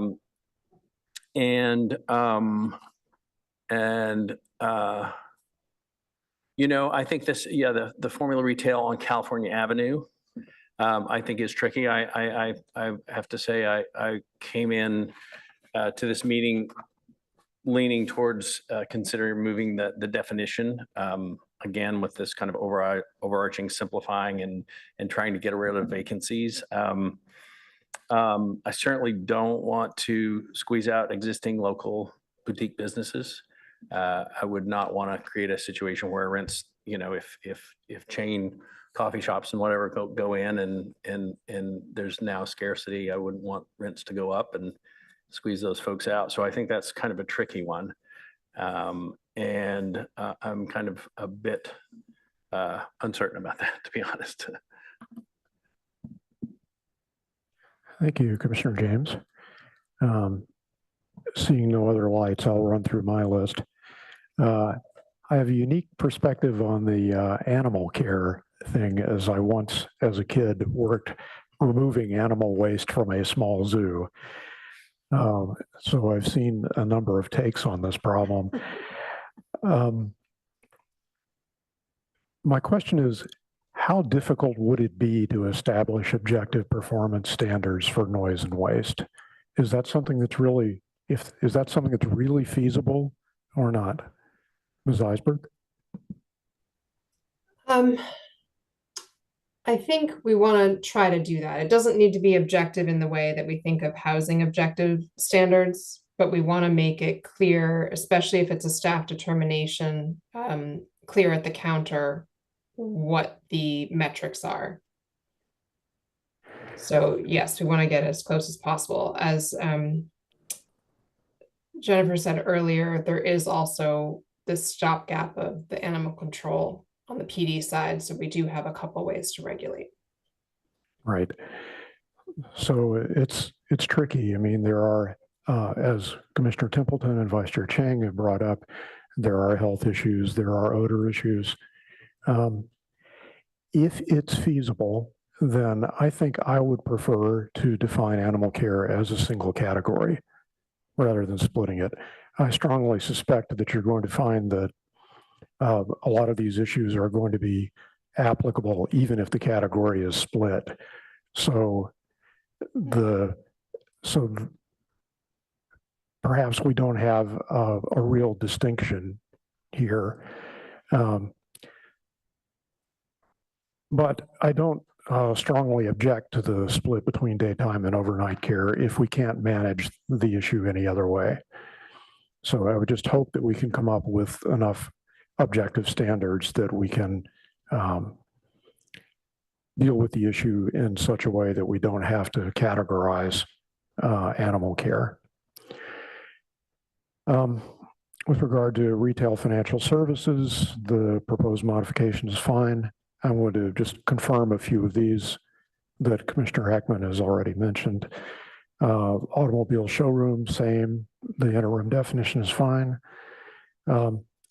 Fast casual restaurants, the proposed modification looks good.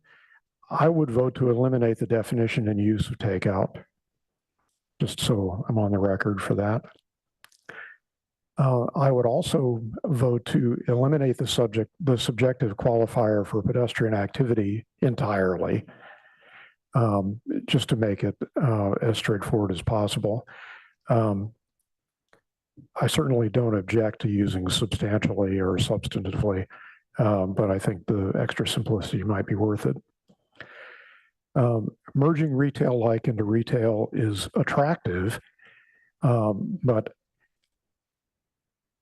I would want to know if there are any places in the code where we use retail alone with the specific intent of excluding retail-like, because that's an indication that there really ought to be a distinction between the two. Ms. Armour? On that point, I'll jump in just quickly to say that the use of retail-like and where it should or shouldn't be allowed is not really clear. Mostly it is currently in the code just in spaces like the retail preservation ordinance. It's not actually included in very many places, but the intent as staff understood it from council was to be allowing more flexibility and a broader range of uses within the retail areas. And so this question about whether there should be a distinction and whether we should be specifying where they are or aren't allowed is an important part of the input we're looking for from you. Okay, well, put me down for preferring that there be no distinction, but not convinced yet that we've actually done the homework. Commissioner G's observation is very pertinent there. Finally, on formula retail, I have some comments about that, but I think they're best deferred until we can talk about the R combining district and CalAV. So that's it for me for this section, and I have comments from Vice Chair Chang. I just forgot to comment on two things. So I'm going to throw them in right now. So I too think that we need to work on a definition for medical retail, because in various places, there is the option to just allow medical office, and I could see that being problematic. I'm not entirely sure, for example, that the 35 square feet is sufficient if, say, it were an 11,000 square foot place. So I think we just need to think about it. And then, in fact, again, in the past, when Town and Country was coming here asking if they could allow medical office during the pandemic, I tried really hard to come up with what I thought a medical retail definition should be, and it wasn't necessarily easy, but I'm hoping that maybe there's more examples out there in other jurisdictions that we might be able to lean on. And then I do think that if we keep with, if we keep bullet K, then I do think it would be helpful to make as many standards objective as possible to make it easier for the director to make those decisions, as well as to remove uncertainty from potential businesses who might choose to come. So they can say, well, I know if we know that if you do these things, it definitely would count, then I think that would be really useful information for somebody who's coming up with a creative use.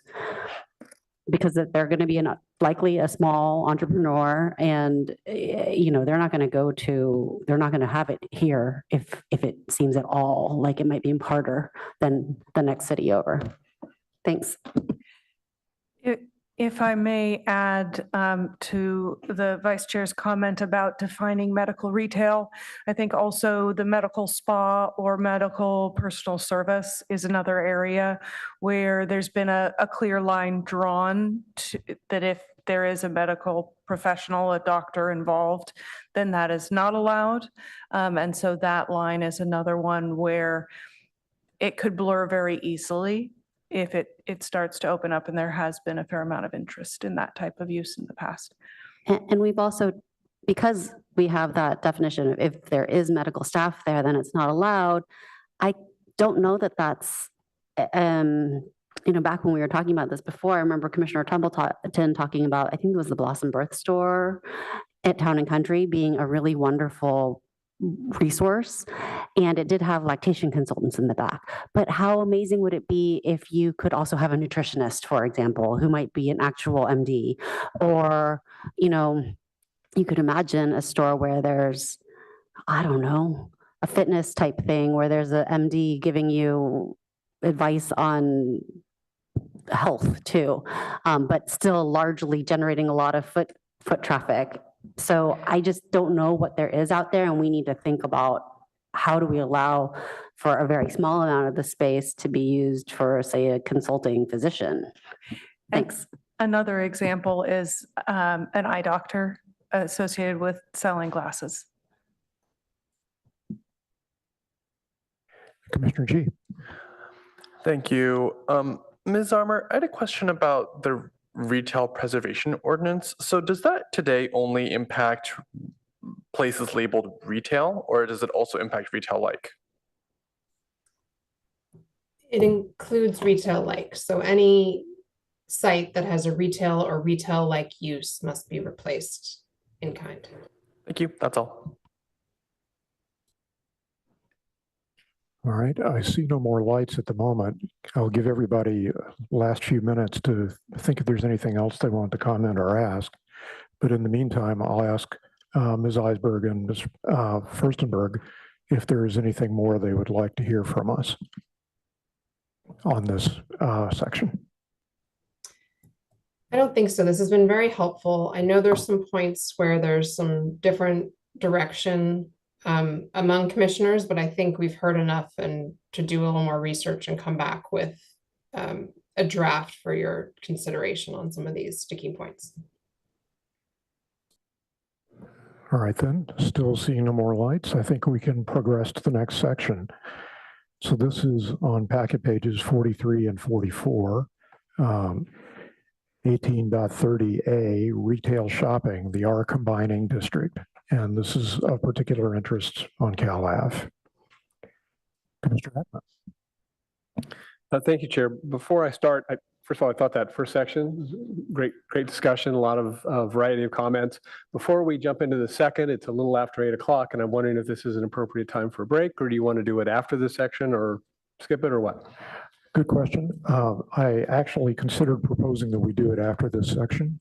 Can everybody, is everyone comfortable with that, or would you like to take a break now and then pick up? That works for me. All right, then we will plan to take a break after we're done with this section. Okay, so listening to my fellow commissioners in the first topic, it occurred to me that I did have a sort of a general comment to make, and then I'll talk about this section. And so this item before us tonight, it's called the Retail Revitalization Strategy. Our retail environment here in Palo Alto is to some extent broken, as measured by vacancy and vibrancy. And we've got this item tonight because the city council wants to fix it, and they want our recommendations on how to do it. So I would just observe that our current retail environment is a product of our ordinance. And I think that's, our consultants have made a lot of recommendations to sort of change the landscape. And the fewer changes we make to our ordinance, whether it's out of a fear of unintended consequences or other reasons, the less of a retail environmental change we should reasonably expect. And so my attitude here is, and I've said it before, I would prefer, and I think Commissioner James said it, is let's go a little bold. And if in the future we actually see some unintended consequences, we can pull it back. So that's my sort of general comment on this section. I'm supportive of the staff's suggestions for Cal Ave, and my comments were really on the waiver and adjustments. I prefer the detailed potential modification over making the interim regulation permanent. And also, staff in the added subsection 2, alternative viable use, I actually prefer that rather than in addition to a modified version of 1, economic hardship. I think that's a better solo tool, and that we should eliminate the economic hardship, which is really captured in the alternative viable use, where it says the permitted retail or retail-like use is not viable. So that serves as a standard, and the change that would occur if we keep economic hardship, that it results in an unreasonable financial burden. I just think that is going to be, that unreasonableness is going to be very difficult to apply and determine, what constitutes an unreasonable financial burden. So that's why I kind of like this new concept that staff came up with, and I'm wondering if that can be the basis of a waiver or adjustment. Thanks. Thank you. I see no more lights here. Anyone else have comments? Vice Chair Chang. So with respect to the waivers, I just hope that whatever waiver process that we have, it's the same everywhere. With respect to retail. Because I know it comes up later on, also on the next page. Here's, my question to staff about this is, how often has staff heard that this is a problem? How often has this process been used, the waiver, or how often has somebody wanted to use it but then found it too onerous? Because I understand that we need to have a waiver. We need to have a waiver because there's some unforeseen situation, we might need to allow an exception. But if this isn't commonly needed, then it's not really a problem we need to spend a lot of time discussing. And I would just say, let's just do what council thought it was good enough. I'd say just make that permanent. But I'd like to understand the context.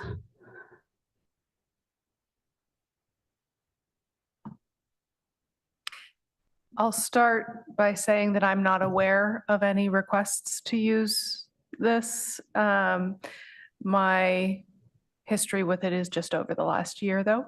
So I don't know whether this has been used in the past.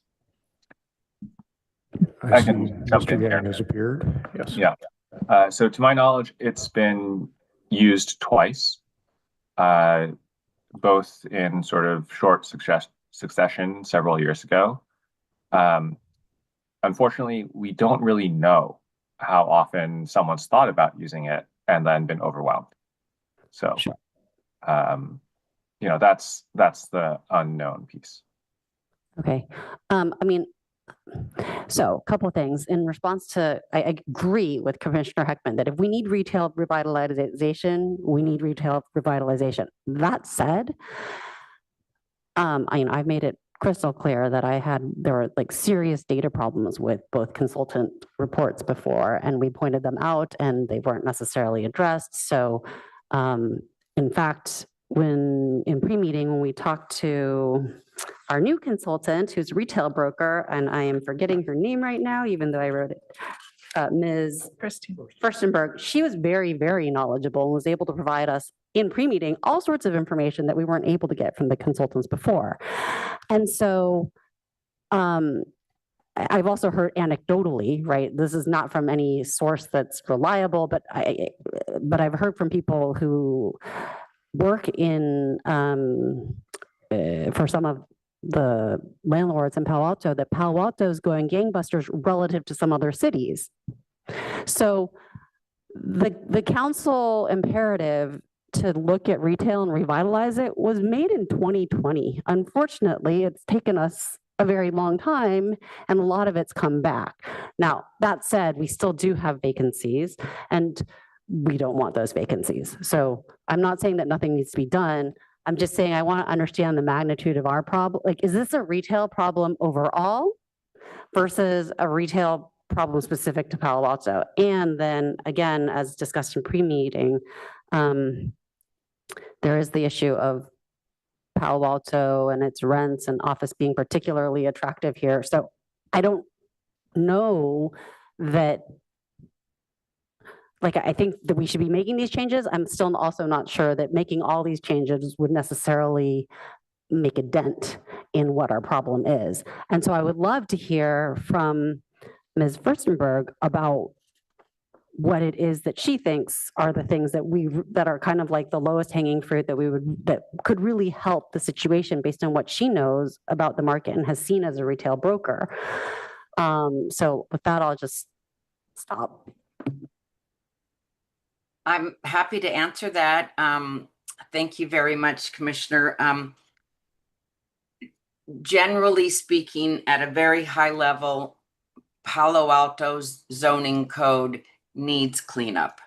I read zoning codes every day. I have to, as a broker, I look at all the zoning codes for all of my retailers that I am representing. Before I actually present a site to my retailers, I have to go to that city's zoning code and see if the use is allowed.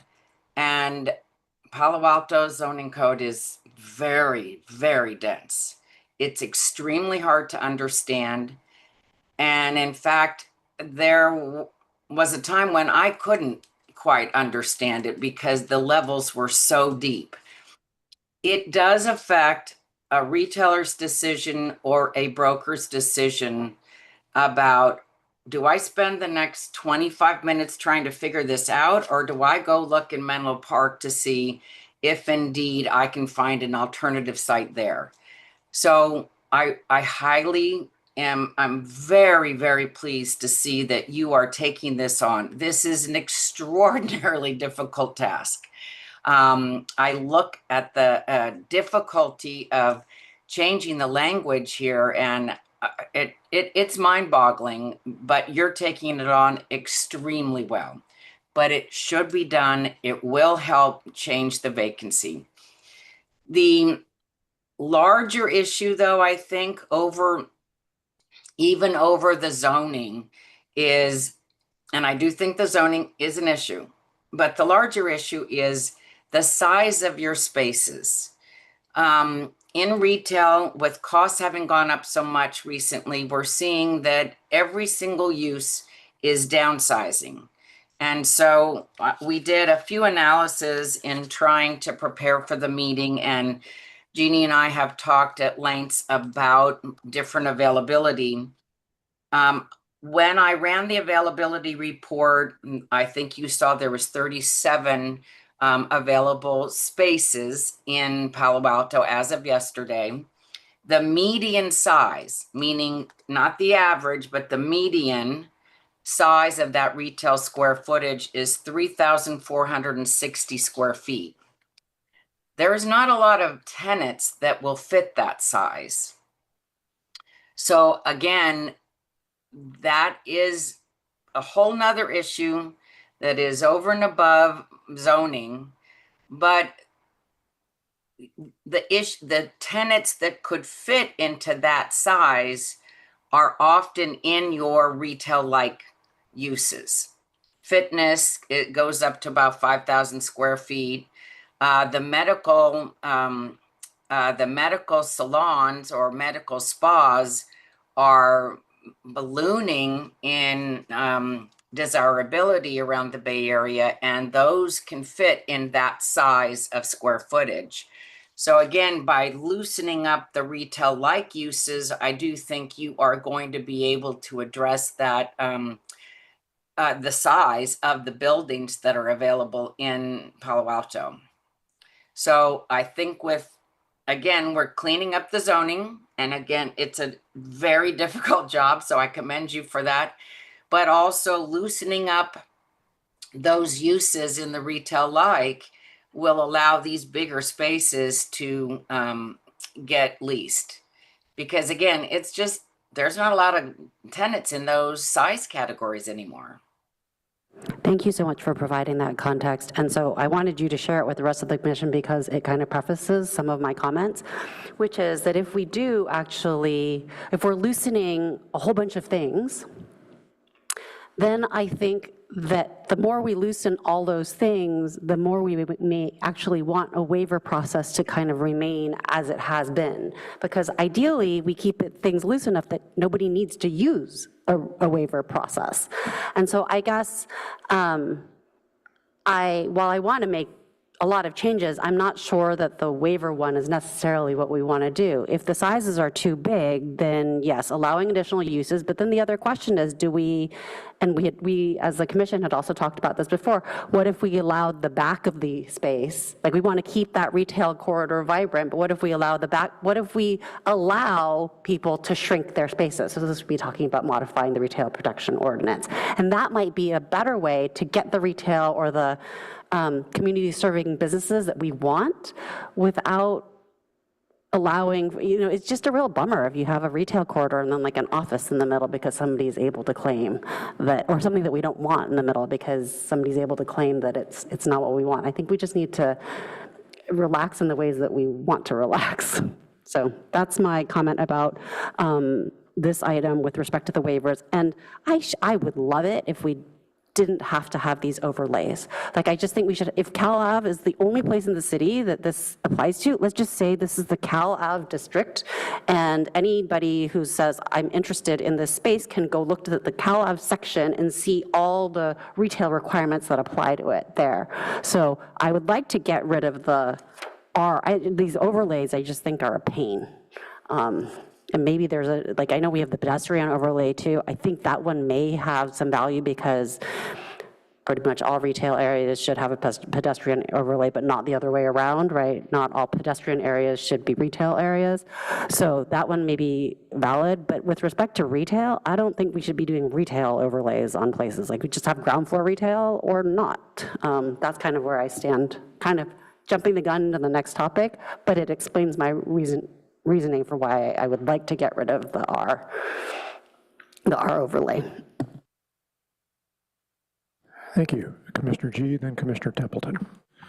Thank you. Actually, I was wondering, Ms. Furstenberg, since we were asking questions, I was wondering if you had any commentary on the rent prices for Palo Alto relative to our neighbors? Yes, Palo Alto is known to be more expensive. There are some spaces along University Avenue that are that are much, much higher than the surrounding cities. There, I did see though, in the availability reports that we just ran, that there are some spaces at $48 a foot.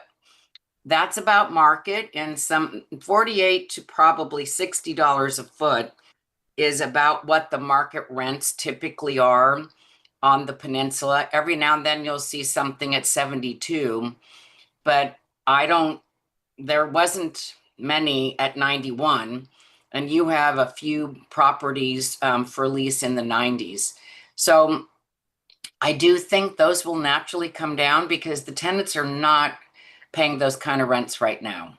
And the longer they stay on the market, the longer, well, more likely the property owners think about reducing the rents. So yes, your rents are a little higher, but I do believe the market will take care of that, because there are now spaces that are coming out onto the market in Palo Alto with a rent that is similar to rents in Menlo Park and Mountain View. So not all of them, but some, and that's a big statement. Yeah, as a follow-up there, like, what is your understanding for, other than, I guess, loosening restrictions for what could be there, as to why some of these landlords have kept it at 91? Or like, do you know how long they've been keeping it at such high rates? I couldn't address specifically how long. I can go back and maybe do some historical research for you, but it is really a landlord's prerogative. In some cases, what we see in the industry is the leasing is being done by someone that is not deep in our industry, and I'll use it as the ICSC industry. So the ICSC is the International Council of Shopping Centers. Most of the retail leasing people belong to that organization, and it's an educational networking organization where people talk and convey what's happening in different markets. When we see rents that are out of line with the market rents, it often is because the leasing's being done with someone that's really not used to doing retail leasing. And they might be an office lease, a leasing agent, or they might be a property owner that they're wanting to lease their own building and they just don't have enough information. So it varies quite a bit, but oftentimes it is just lack of proper information as to why they believe something should be priced a certain way. So do you think that if we were to allow more uses, that would, like, how would the market handle that in your experience? Allowing more uses will get many of the spaces leased up. And those spaces that have a rent that's above market will be the last ones still available. They will not lease up when other spaces in Palo Alto are being leased at a rent lower than that. So again, there will be the market rent and there'll be those above market, and you will see that those don't get leased. One of the other things we are seeing throughout the state of California right now is, and I think this addresses or talks, is when you were speaking about the waiver, this came up in my mind. Many of the retailers in today's world, they need a certain type of infrastructure with regard to utilities. And some of the buildings, some of the older buildings don't always have the proper utilities. So in some cases, you may come, a property owner may come to you and say, I only have 100 amps in my building and I don't have an ability to bring my electrical amperage up to 200 amps. And that can make a difference to the point where that building or that space won't get leased because there's very few retail tenants. And I'm including restaurants, personal services, medical spas. I'm including a lot of those retail-like uses when I use the generic verbiage of retail. There's most of the tenants that are active in today's industry cannot live with 100 amp service. So those buildings probably exist in Palo Alto that don't have the ability to increase the amperage without really undue hardship. It's affecting our retail leasing throughout the state. Thank you. This was super informative, to say the least. I guess I'll provide my comments on this section. I know we've gone a little bit on a tangent, but this was extremely informative. Thank you. Kind of going back to where we originally were on packet page 43, I think that for me, I could be interested in allowing offices that face the side or the rear. I would be more interested if we limited that to, for example, community serving uses as defined by our code. And then I don't have any additional comments on the waiver. All right, Commissioner Templeton, you're next, but I wanted to interject something really quickly here for Commissioner G. Our packet for the meeting of May 8th, 2024 has all the historic data for many years for vacancies and for retail vacancies, office vacancies, and rents. So I strongly recommend taking a look at that if you want that data. Thank you for letting me jump in. Commissioner Templeton. Of course. Yeah, I just wanted to weigh in. I was mulling over some of the comments that Vice Chair Chang made, and I was getting kind of a Main Street USA vibe in Disneyland. And so I'm describing that because I don't know if that's what we mean, but they do have some parts of the street side retail facing, 35-foot thing that we've been talking about, whereas you don't know how deep the store is behind it. And I think it's sort of interesting because what we're talking about is creating and maintaining a vibe, right? But also there's a kind of a, facade nature of it that maybe not kind of the authenticity that we're known for here. And I struggle because, I think being able to have that vibe that would be created by this storefront window shopping kind of thing is interesting and very tempting, but I don't know really how viable it would be long-term, or what it might do to how people feel about the actual experience, right? If they're not able to, if the store doesn't match the facade kind of thing. So I think as we explore this concept, which is very interesting, we should think about like the next step, not just tempting them in, but how do they feel once they're in to the store? And is that something that will keep people coming back? And then the other comment I had just about California Avenue with regards to her comments was, we do have shopping centers have their own kind of zone. So if you're saying like, I'm sure, like we even literally have a sign that says Cal Ave Shopping Center, right? So maybe, formalizing that is not a bad idea because it will help people understand why it has separate regulations and governance. And just thinking about like, is that the right thing to do? Did that just spring up and happen? I don't think it did, but really to understand, both of our train stations in Palo Alto really lack amenities, right? Like they're near things that you could walk a couple of blocks and get a coffee, but they don't have those kind of things at the station. And Cal Ave is kind of a little bit closer to having stuff, right? You can go to Molly Stone's, you can go get a coffee, you can get a meal. So you can do some printing. So, there's things that are there, but if we were more purposeful about it,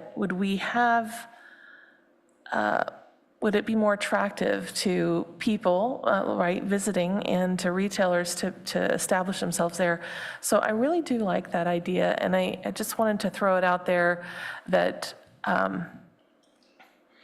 if we were to understand it, like if you think about major train stations, and I'm not saying Cal Ave is a major train station, okay, guys, but like if I'm thinking as a model of train stations in other cities, there's always a little grocery, there's always a little cafe, there's always like a place to sit down and get your nails done or your shoes shined or whatever.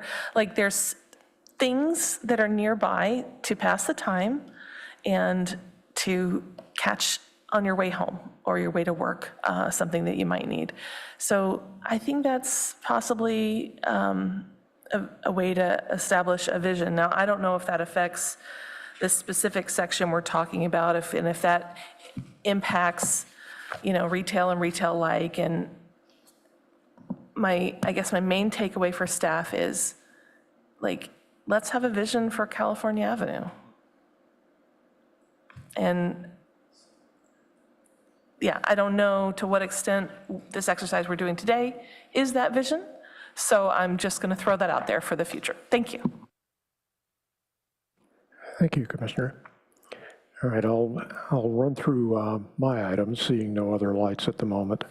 And like everyone else, I'll generalize a little more than I had originally intended.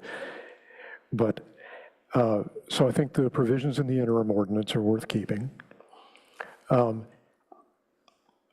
Fitness studios might become more attractive as SB 79 forces more growth with less open space.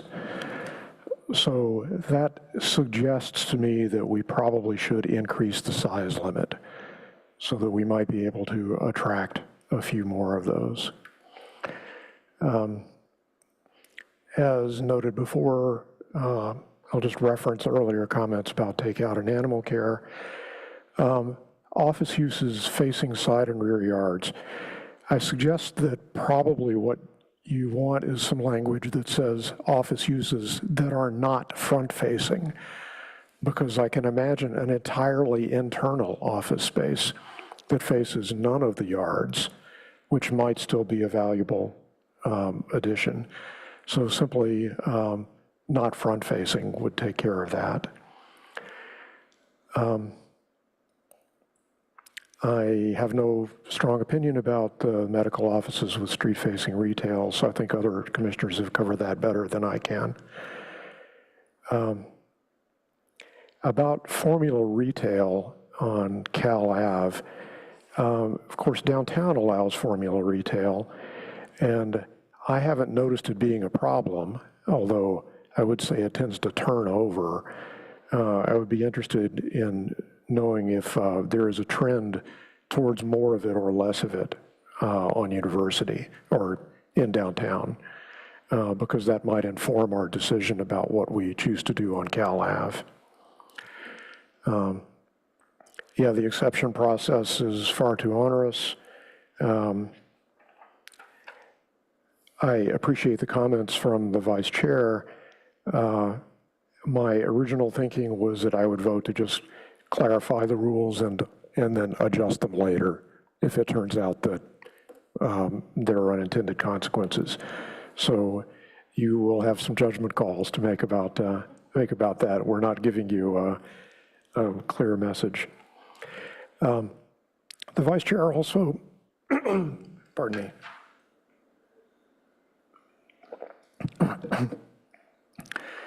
The vice chair also brought up something that I had intended to bring up later, and that's the idea of area-specific combining districts.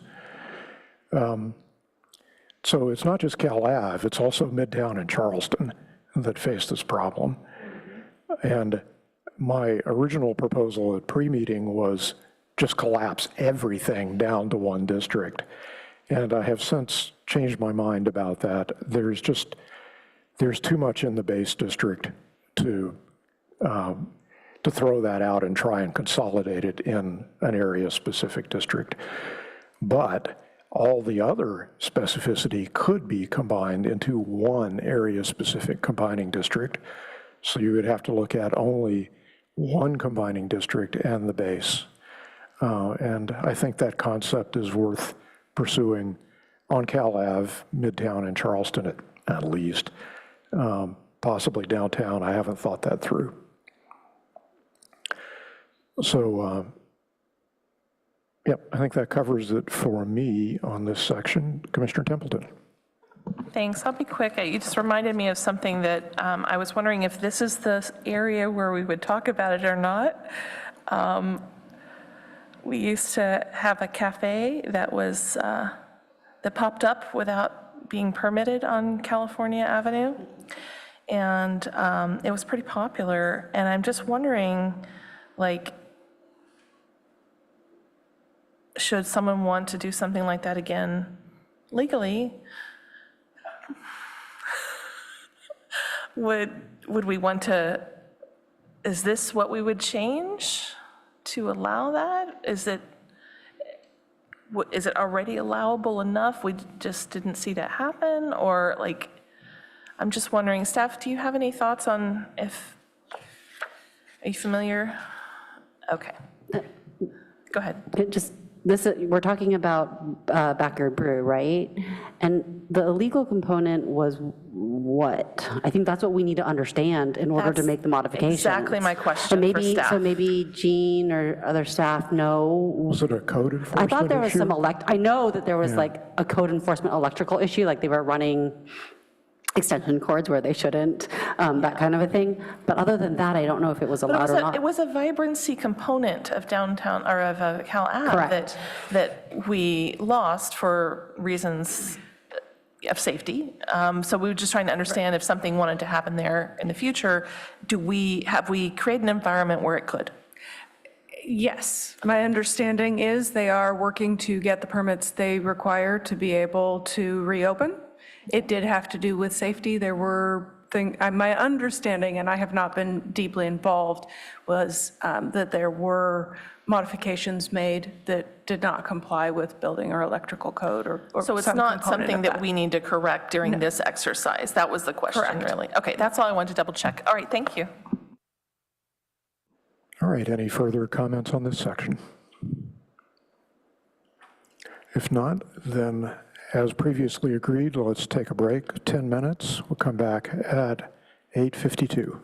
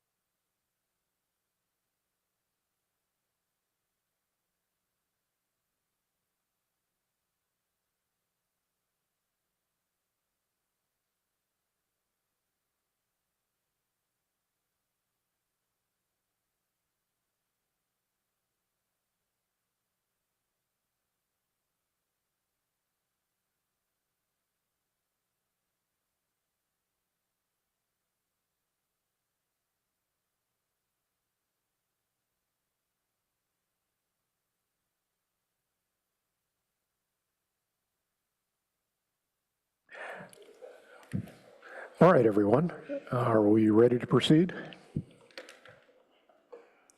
All right, we are back in session and ready to begin the next segment of retail issues. And I believe that is back at page 45, 18.30C, the ground floor combining district, which applies to downtown, midtown, and Charleston. Commissioner Heckman. So for both of these, I feel like the staff potential modification is more flexible than making the interim regulation permanent, even as modified. And so I'm supportive of sort of staff's staff's alternative to making the interim regulation permanent. Thank you. Next.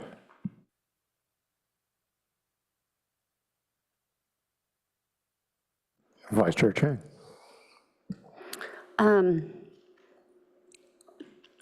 So I'm more excited about allowing offices that face the side and rear yards than I am necessarily. I'm not totally against it, but the fitness and exercise studios up to 3,000 square feet. And the reason for that is I've been to places where there's just a ton of fitness studios and it's like effectively an office. Like it's just not, I mean, yes, the people come and go and so it does generate some foot traffic, but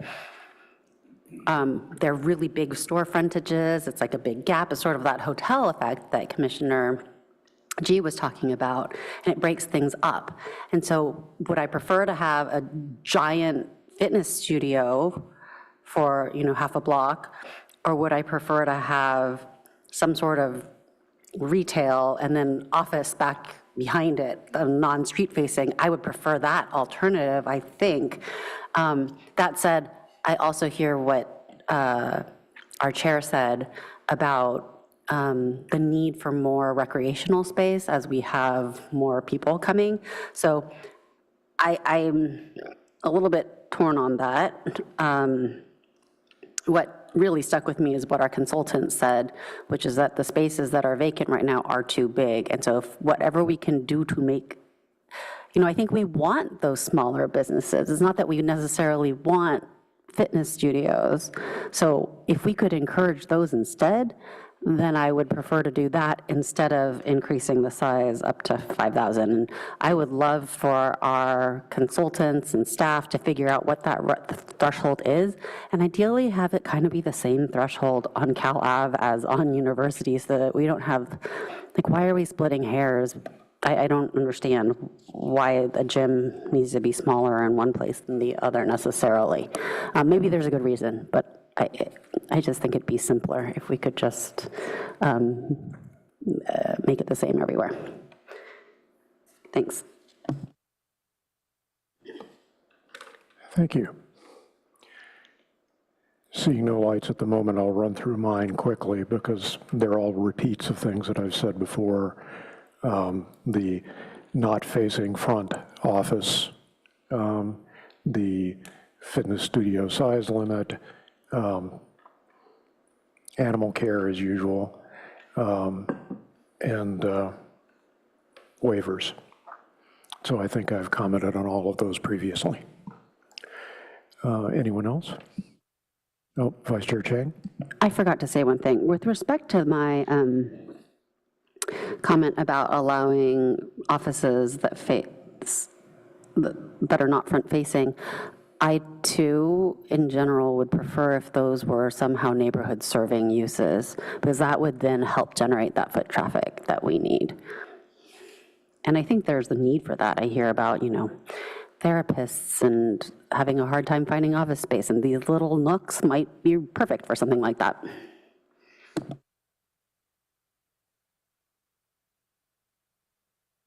Thank you.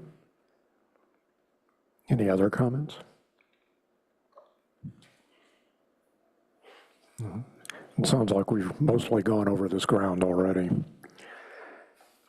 All right, then.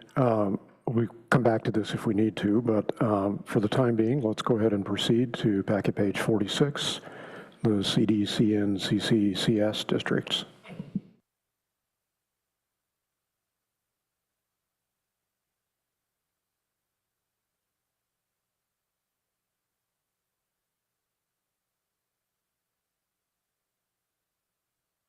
Yeah, I thought these sections would go more quickly, but I'm surprised they're going this quickly.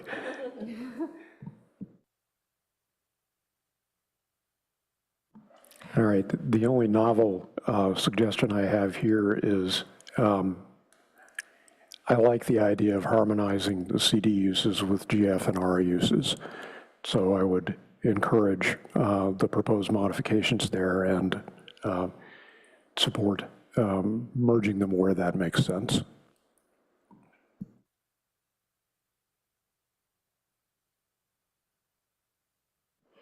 Anyone else?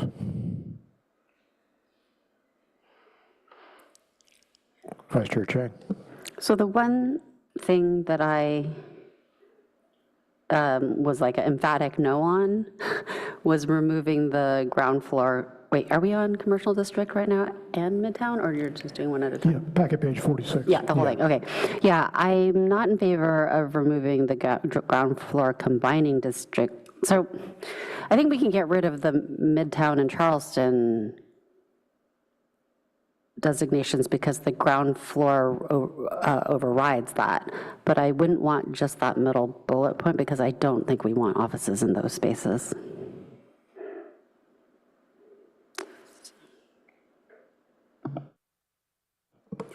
Thank you. Further comments? All right. Oh, Commissioner G. Yeah, I guess this was more kind of a clerical question. I had a bunch of comments about the usage of GF, but I had it all relative to attachment B. Like, would it make more sense to talk about here, or are we going to go through some of the uses on attachment B? That's a good question. Yeah, my own notes essentially say that I was going to defer it, but I don't have a strong opinion about it. We could try and tackle some of those things in this section. Okay, sure. Okay, so I guess we'll jump kind of down to packet page 51, which is where some of the information for the commercial district, the Midtown Charleston Shopping Center, and the ground floor are all kind of listed out. I found it just kind of above level pretty sad to read that you have this table, but then columns 2 through 4 are moot. So that was kind of enlightening about how complex the code was. Okay, so in general, I'm kind of using column 5, the GF combining district, as my reference point because that is the current status quo. So on packet page 52 about liquor stores, they're currently not allowed in GF, but they're conditional use in all of the other categories. I'm indifferent, but I guess to make it consistent, we could also make them conditional use for the GF combined district. And then for, on packet page 53, about fourth from top, the general business service, I'm actually against, I'm not for keeping it in conditional use. I'm more in favor of not having it because the code describes this as general business services used engaging in sales, service, installation, repair services, general intended to support other businesses rather than individual consumers. My general opinion is that for ground floor spaces, we probably want things supporting kind of individual consumers generally. So that's for line 4.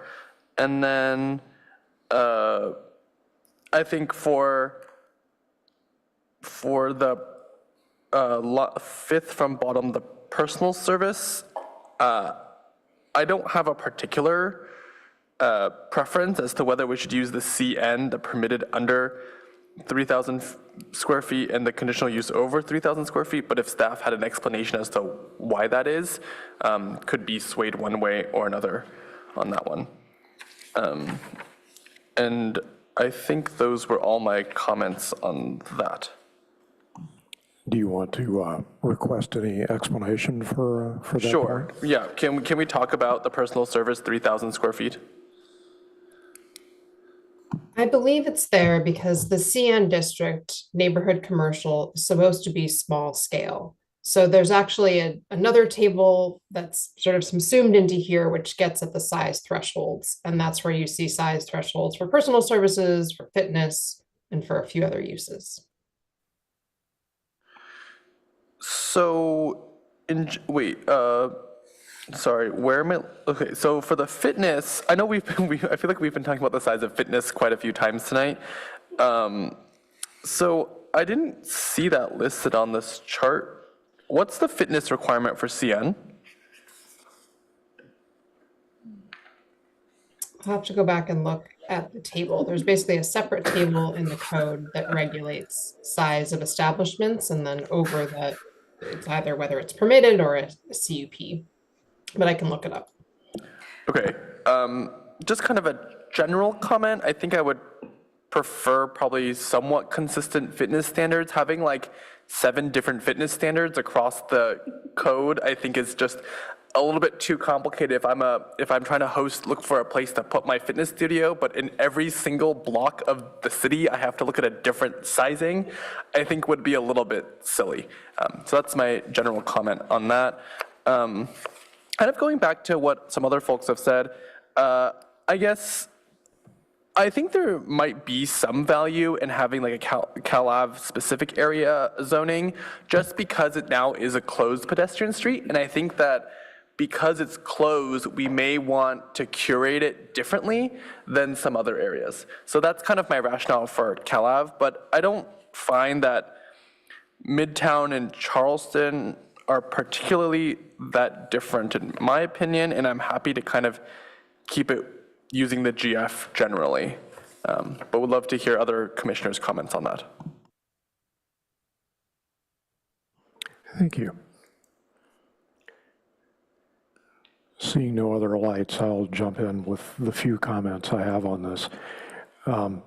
Most of these points I've already made earlier, that I think there's perhaps some value in creating combining districts for the separate areas. Along those lines, I was sort of curious,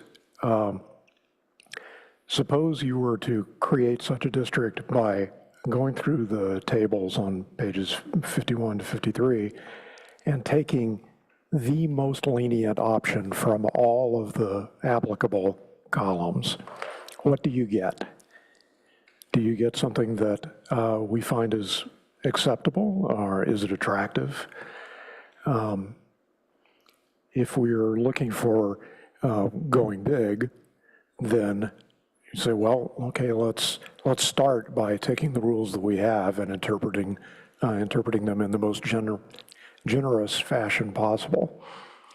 So if you want to lead with a proposal in a new ordinance, then that might be one disciplined way to go about creating that.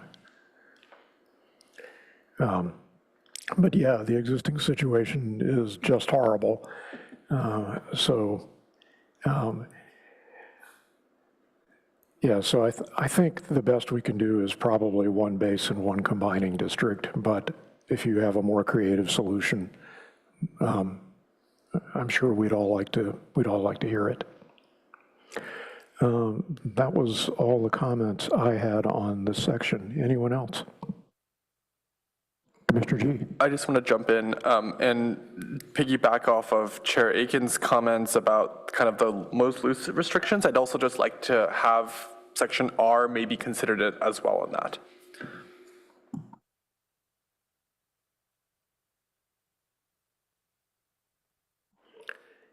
Very good. Any other comments here?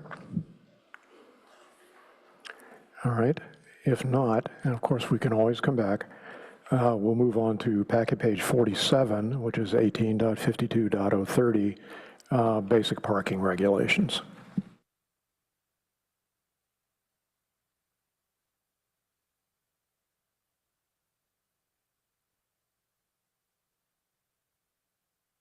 I think we're slowing down here tonight.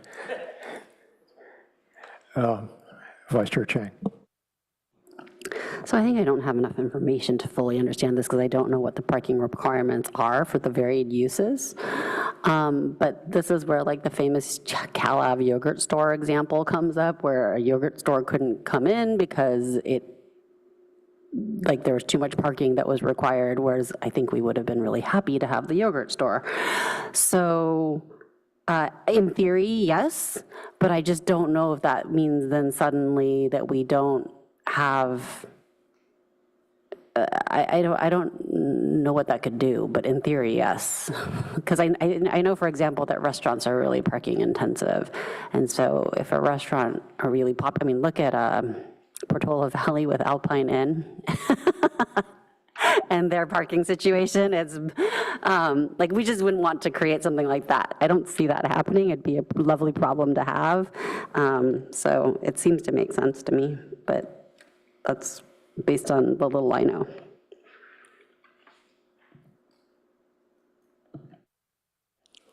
Commissioner Templeton. Yes, I just wanted to let the commission know that I will be having a venue change, and if you're still going when I am able to log back on in about 10 or 15 minutes, then I'll join you then. Thank you. Thank you. We look forward to you rejoining us. I'll jump in with my comments here and see if it inspires any reactions from anyone. So I am not comfortable with completely ignoring the parking impacts of change of use, because I can see too many potential problems there. I have no problems with updating the standards, because you can certainly argue that what we have are out of date. And this gets back to the area-specific overlays. In Cal Ave, we have a nice new garage on Sherman, so we might be willing to tolerate lower parking updates in that area than we are in some others. I suspect this might be something we want to address with area-specific districts. I'm also okay with increasing the shared parking threshold, and echoing Vice Chair Chang's comments, if we have any actual measurements that justify what the value should be, because this is one of these things that it varies depending on the hour of the day. So I have no idea what the maximum over the course of the day needs to be. But I'm receptive to the idea of changing the threshold. Just, I don't know what it should be.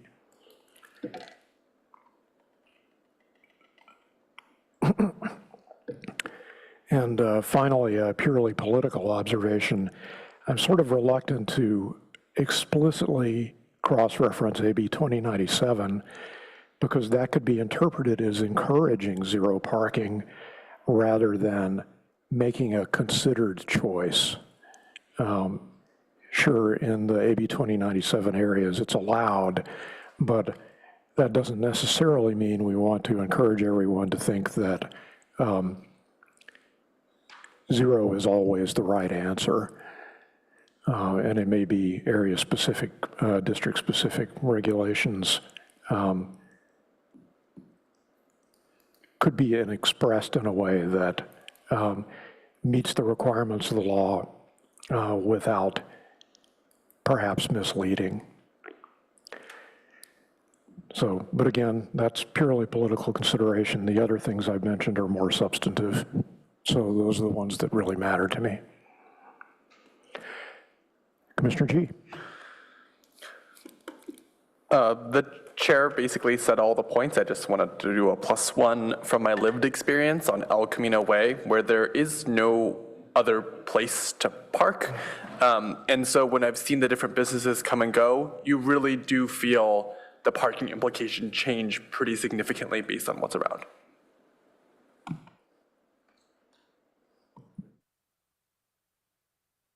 Commissioner Peterson. Thank you, Chair. So when it comes to parking, being probably one of the few who, as a pedestrian, I walk. I really enjoy public transit. I just think it's a good time to always reinforce that I enjoy not parking and I enjoy not driving. I haven't changed the tire. I haven't had to get the oil changed in I don't know how long. I miss the 10-minute lube. The people down there are great. But I always want to promote that lifestyle of get rid of your car and use the Caltrain and take the bus. Thank you. Thank you. Any further comments on this section? All right. To move on to another one that should be fairly straightforward, that's packet page 48, the process and administration question. Commissioner Heckman. Thanks. Before I go to 48, I just want to remind staff that the sections that I don't say anything about, and I've heard this, I think at least one other commissioner said this, that means I agree with staff's proposed modifications. And I want that to be remembered because it's easier to remember, words than silence. So the fact that somebody, might have picked at something on page 47, there's also this very implicit voice of mine that's saying, I like what you wrote. All right, so on 48, I am supportive of the renaming the CUPs. And I have seen this in a lot of jurisdictions where they are moving to, sometimes they call it administrative permit or a special permit, but CUP has a connotation in the development and commercial community, and it means a lot of hoops to jump through, and possibly multiple layers and public hearings, and so even if our CUP process was somehow simpler than other places, we don't get the credit for that because everybody just thinks it's, oh God, it's a CUP. So we name it something different, and I think just that simple action will attract people to investigate more thoroughly. So I like the second bullet, not the first.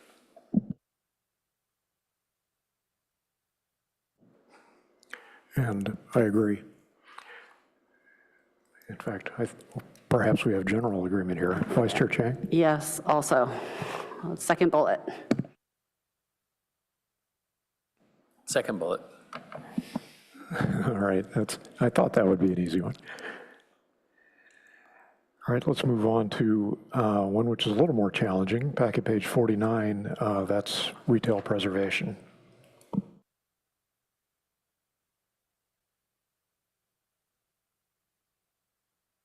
Commissioner Heckman. Yeah, so let's see, first and third bullet, first, third, and fourth bullet, I'm supportive of. First bullet, including the sub-bullets. The one I sort of wanted to throw on the table for possible discussion is the second bullet, consider reduced replacement requirement for less than 1-to-1, of less than 1-to-1 to square foot to increase size flexibility for redevelopment projects.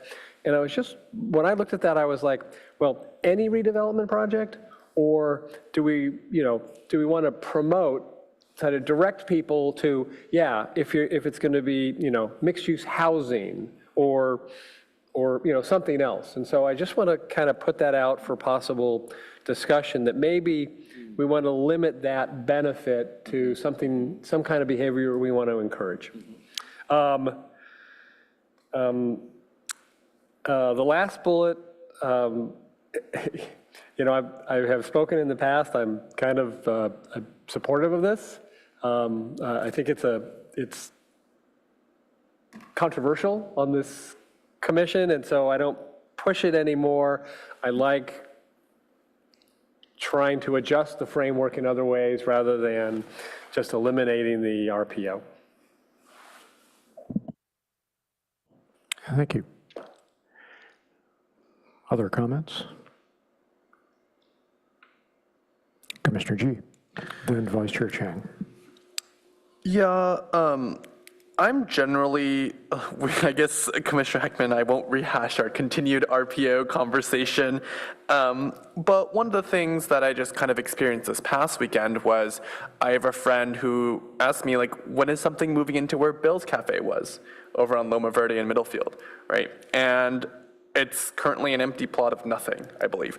And so these are the kinds of things where I get I am lucky enough to live pretty close to El Camino, but some other people really enjoy going to their neighborhood business. And so I'm generally kind of for keeping the retail where it is. Thank you. Vice Chair Chang. I think when we were talking about nodes on El Camino, as I was preparing for that meeting, I desperately wanted to actually just create ground floor retail in certain spots, right? Like I'm okay with this one going away, but then I would want this whole corner to be ground floor retail. And so to the extent that we could actually do that, I think it could really work for certain areas. However, we have additional complications there. Like for El Camino, if we could do that, I think I would be okay with it. I don't know where else because their neighborhood, like for Phil's, if I understand correctly, let me look at the map here. Yeah, like Phil's doesn't have to be retail by zoning. And yet it was like such a big part of that neighborhood. And so if we were to, I think a potential, if we don't like the retail protection ordinance, I think a more methodical way to do it would be to mandate retail in certain locations. And that probably would make sense. I just don't know how difficult it is to, like, if there's other legal barriers to mandating the retail. And I do know that with respect to El Camino, there's a problem where I actually emailed Mr. Yang about this, where in the implementation of how we chose to implement the housing element, there are a bunch of little postage stamp size places, and I talked about this in the retail node discussion here at the PTC, where they don't actually generate that much housing, but because they are housing element sites, and we as a city chose not to make a distinguishing implementation. We chose not to distinguish between housing elements designated for low-income housing versus not. All housing element sites don't need to replace the retail. And so what happened is, even as we were drawing the nodes, within those nodes, several of the sites don't need any retail. And so we would want to probably, like, the ideal way to do this, to really be thoughtful about it, is to leave it a housing element site, but to say also that ground floor retail is required in this, because this is not a site that's designated for low-income housing.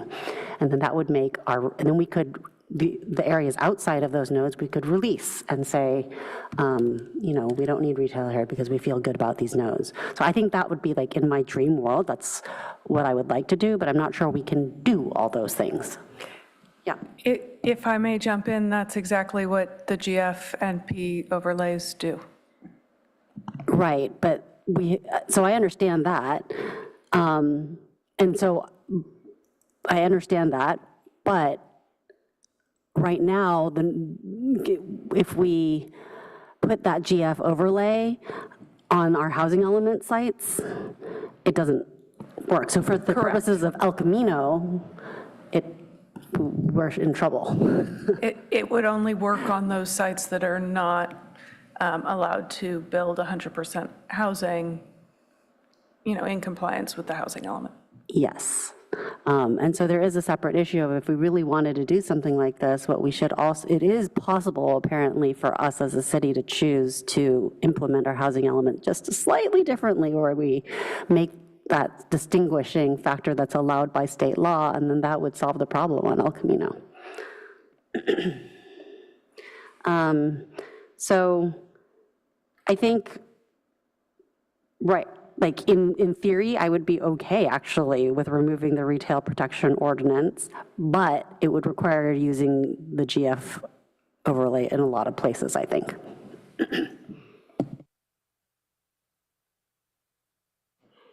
Thank you. I'll jump in because that segues pretty well into my comments, which are much less well thought out than the vice chair's. But yeah, I could support excluding the residential zones and the office and manufacturing zones, provided there's not much existing retail there that we want to protect. And I suspect that's the case. I believe someone on staff did this analysis for us once before, but I was not able to find it in my records at the time. And that relates to excluding San Antonio and El Camino. And I think the vice chair has covered all of the trade-offs in those issues, in those areas nicely. Yeah, we want to contribute to retail vitality, but what's the best way to go about it? Minor issue, removing the need for, I have a note here, removing the need to express 10-year history is fine. About eliminating the RPO and requiring ground floor retail in greater generality, I'm very interested in that idea. But I don't know whether developers are receptive to that approach. It would be interesting to get Ms. Furstenberg's take on that. And I also want to know, is it even possible in the SB 79 areas? Can we require ground floor retail there? So those are the two things that I would like some elaboration on. In most cities that I do work, almost every city I work with does have a ground floor requirement. And what we counsel the cities to do is to really go to the node concept, because requiring retail on the ground floor in a mid-block situation doesn't always, the retail doesn't always get leased. Retail really works better at an intersection of two streets. And to require retail on a long block, mid-block, it's not always successful because it doesn't always get leased. So again, going to a node system, being very thoughtful about where you put the retail requirement, that is where most cities are going in the Bay Area right now. So I hope that answers your question, but almost every city, again, is dealing with some of the same issues you're dealing with. And they're all struggling. This is not easy. So as far as the state laws, there's so many state laws for housing. The way I understand them is every one of the state laws gives you different rights, and you have to identify to the city which state law you're using for the housing development that you're proposing. If you want to go around, if you want to get a density bonus, or if you want to reduce the density, or if you want to go and build without having to go through a full entitlement process. So it's very complicated. I believe the law is not clear as to whether or not they can disregard your zoning requirement for retail on the ground floor. I've been told by one of the politicians at the state level that the intent of the law was never to disregard a city's requirement for zoning for retail on the ground floor. And yet we're seeing it happen in every city right now. Developers are coming in for housing and saying that they're not going to do retail on the ground floor. So I think the laws will have to be litigated before we get a clear understanding of what you as a city can stand firm on. Does that answer your question? It's a start. I think Ms. Armour was going to weigh in on this as well. I was actually going to invite Mr. Yang in case he wanted to add anything more or clarification to that. Yeah. Sorry, were we discussing this in relation to SB housing 79 SB 79? and retail on the ground floor, whether we can So require it. I don't, there's nothing in SB 79 in particular that addresses retail on the ground floor. But SB 79 projects are generally eligible to use density bonus law. And under density bonus, a developer could ask for relief from retail requirements as a concession from the city.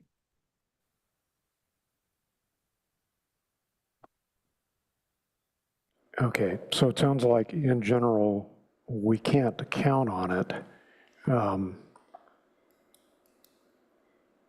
But the same concern applies to applying RPO in those projects as well, right? That's right. Density bonus is available to, any housing development project that's providing the minimum amount of affordable housing. Okay, so the question I had originally isn't really dispositive. Okay. I don't know what advice I can offer you then. But in the meantime, I will pass the buck to Commissioner G. I'm just thinking out loud here because, I'm looking at the various overlays on the map. There's like CSLD and all these other things. But I am curious, this is not really a fully baked thought, but having the GF overlay for some of these like RM40 places that are next to commercial areas could be an interesting idea. But again, with all the state laws, not super applicable, but I don't know, Midtown looks like it might be far enough away from some of these stations where having that could be interesting, but not a fully baked thought.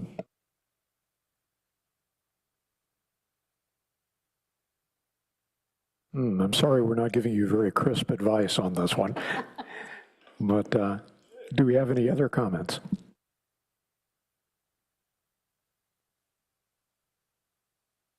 Chair? Welcome back. Hi, I'm back and I just wanted to say that I had to leave for just cause and I'll be happy to join by video for the rest of the meeting. Thank you. Thank you, Commissioner Templeton. Well, we're just about to start a new section. So this is on packet page 50, 18.38 PC districts.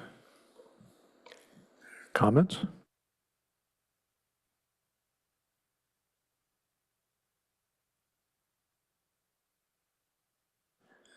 No one wants to touch PCs. Or you're all in favor, which is great.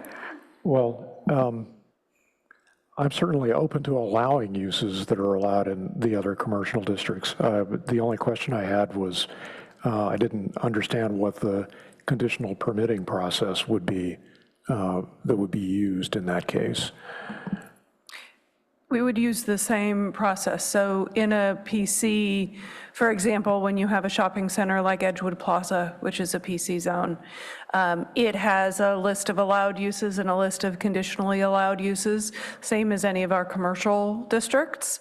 But in some cases, when those PCs are older, they may not have the flexibility that is appropriate to be consistent with our other commercial zones and shopping centers. Yeah, so what I was getting at there was, do you have to create a new PC as things are constituted today? The goal with this provision would be to allow the director the authority to allow uses in those PCs without having to go ahead and do the rezoning. That is actually the intent of this suggestion, if there is support of the commission for that. Okay. I think that's probably satisfies my concerns. So Commissioner G. I think it'll come to shock to nobody on this commission that I am skeptical about PCs. I think that I'm generally just I think I don't know the specific implications, but generally would like to have the PC potentially kind of, I don't really know what similar means, so I think like I'm a little bit just cautious about the wording there, but that's all. Vice Chair Chang. In theory, okay with this, except that as I think about the amount of kind of neighborhood angst over certain PCs, like over in Edgewood, when the grocery store was vacant, that was really upsetting to the neighborhood. And so I don't know because I don't know what similar means, it was specific, the grocery store was the public benefit. And so if it, in a few, like, is there a situation where we have a similar use that just really wouldn't be seen by the community as equivalent to the public benefit? That's the kind of situation that really worries me. But in theory, yes, if similar is properly defined. And I think we can consider wording to see if we can do something. But I would say that for Edgewood in particular, since I was actually part of the process of updating that PC the last time, that grocery store was a very important part of that. And so that would be a part of the PC that would be expected to be retained, right? As opposed to the lists of the types of commercial uses for the other tenant spaces in that shopping center. I think we would understand that that's a different component rather than just the individual small shops there. Any other comments on this one?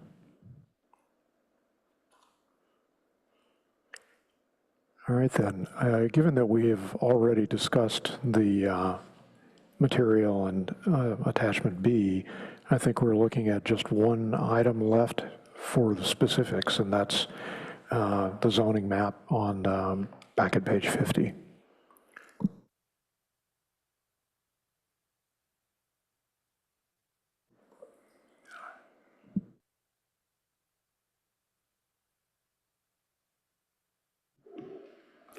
Vice Chair Chang. There's not much to say here other than I think we all agree the current situation is not good and that we do need to simplify. So I'm in complete agreement with the staff, and I'm guessing because of the silence of everybody else, it means everybody also agrees. Lots of nodding here. Commissioner G and then Commissioner James. Just +1, but also I think one thing that could be helpful is like explaining some of these overlays, like the H overlay, the D overlay, the L overlay that may come attached to the map. Like if, like in terms of simplification, either we actually simplify more, or like if this is the one pager, also tell people where they can find all this other information. Commissioner James. I just thought I would make my nod verbal. I agree. Good, that's confirmed. I think there's universal approval on this one. All right, that concludes all of the specific items that I had intended to cover. So Ms. Eisberg, is there anything else that you need of us on this item? I don't think so. I really appreciate everyone's direction. I think that the feedback on the retail preservation ordinance is probably the most complex, but we'll dig in a little more and come up with some ideas for you. Thank you. I think we're looking forward to it. This is potentially useful progress. All right, anyone else with a comment? All right, I think this item is concluded. All right, that brings us to item number 4, approval of minutes. We have a couple a couple of minutes to approve, and I'd like to treat one differently from the other, so let's do them separately. Mr. Tavera, do we have any public speaker requests for this item? So through the chair, I've received no public comment cards for item 4, and there are no raised hands on Zoom. Thank you. All right, so the easy one is the minutes of July 30th, 2025. So do I have a motion? Move approval as revised. Second? All right, since... Yeah. And I just wanted to make a note before calling names that there were 2 commissioners absent that day. And so if you didn't view the recording, you can say I abstain when I do. Yeah. It was Commissioner James and Commissioner G. Yeah.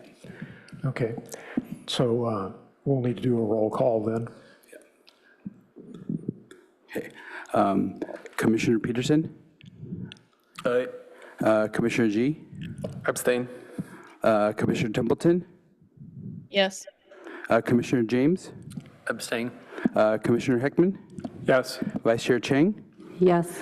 Commissioner Chair Aiken? Yes. Motion carries 502 with Commissioner James and G abstaining. All right, we have what's possibly a novel situation concerning the minutes of August 27th.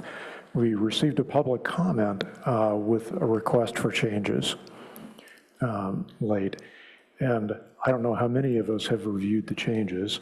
I did, and I found them perfectly reasonable contribution. So if anyone needs to take a moment to review the changes, they're, I believe, on the first page of the public comments, and they're quite small. And through the chair, I believe we did have a verbal public comment for this item, which was the same person who provided those written comments. So they may be interested to speak to it. I don't see him here in chamber. Is he on Zoom? Yeah, they're not here in the chamber anymore, and I do not see a raised hand on Zoom.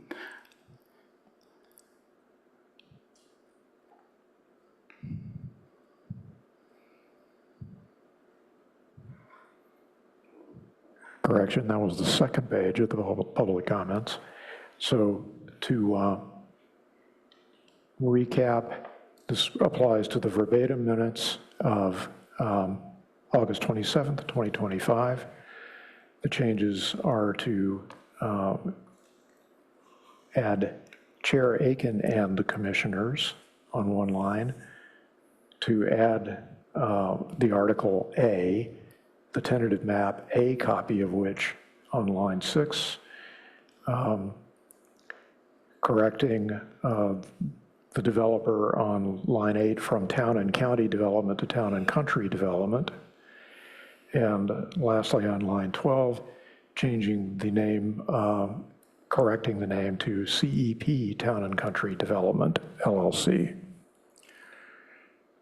So these are all, I think, straightforward clarifications. So what I would move is to approve the minutes as previously revised with the addition of the revisions proposed in this public comment. Second. All right. Mr. Tavera, would you call the roll? Yeah. Commissioner James? Yes. Commissioner Heckman? Yes. Commissioner Templeton? Yes. Commissioner G? Yes. Commissioner Peterson? Yes. Vice Chair Chang? Yes. Chair Aiken? Yes. Motion carries 5-0. Thank you. All right, it's time for commissioner questions, comments, and announcements. Anyone have something for us today?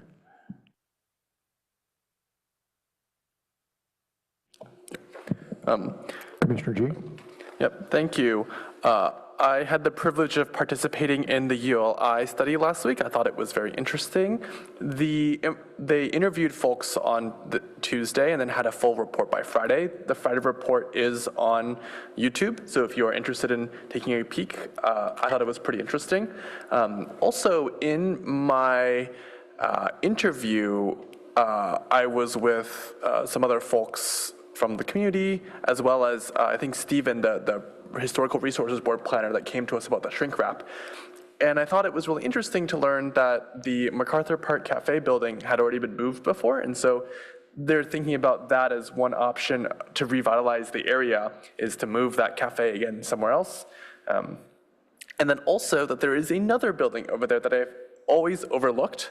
And that is a Stanford-owned building that they plan on storing a bunch of rocks in. So from the Earth School. So which we have seen. yes. So that was interesting. I think that might have been on this meeting, which I did not attend.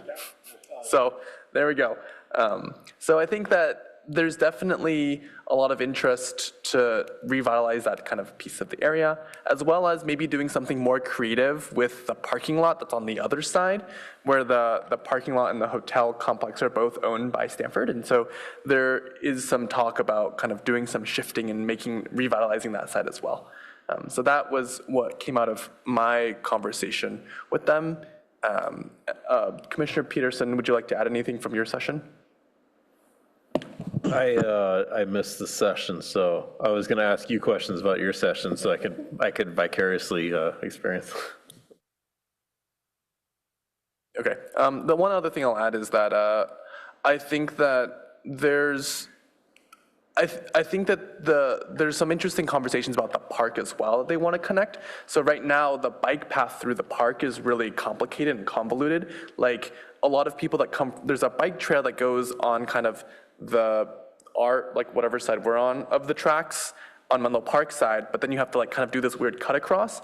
And so there's I think some low hanging fruit accessibility wins through the park there as well that they're talking about implementing. So I think what I really liked about the session was there was a lot of low hanging fruit activities, which I feel like everyone on this commission really appreciates, being able to go into action and not wait X number of years for something like a Grand Boulevard initiative to roll through. So that's one thing I did like about the project. Thank you. Anyone else? If not, then we are adjourned.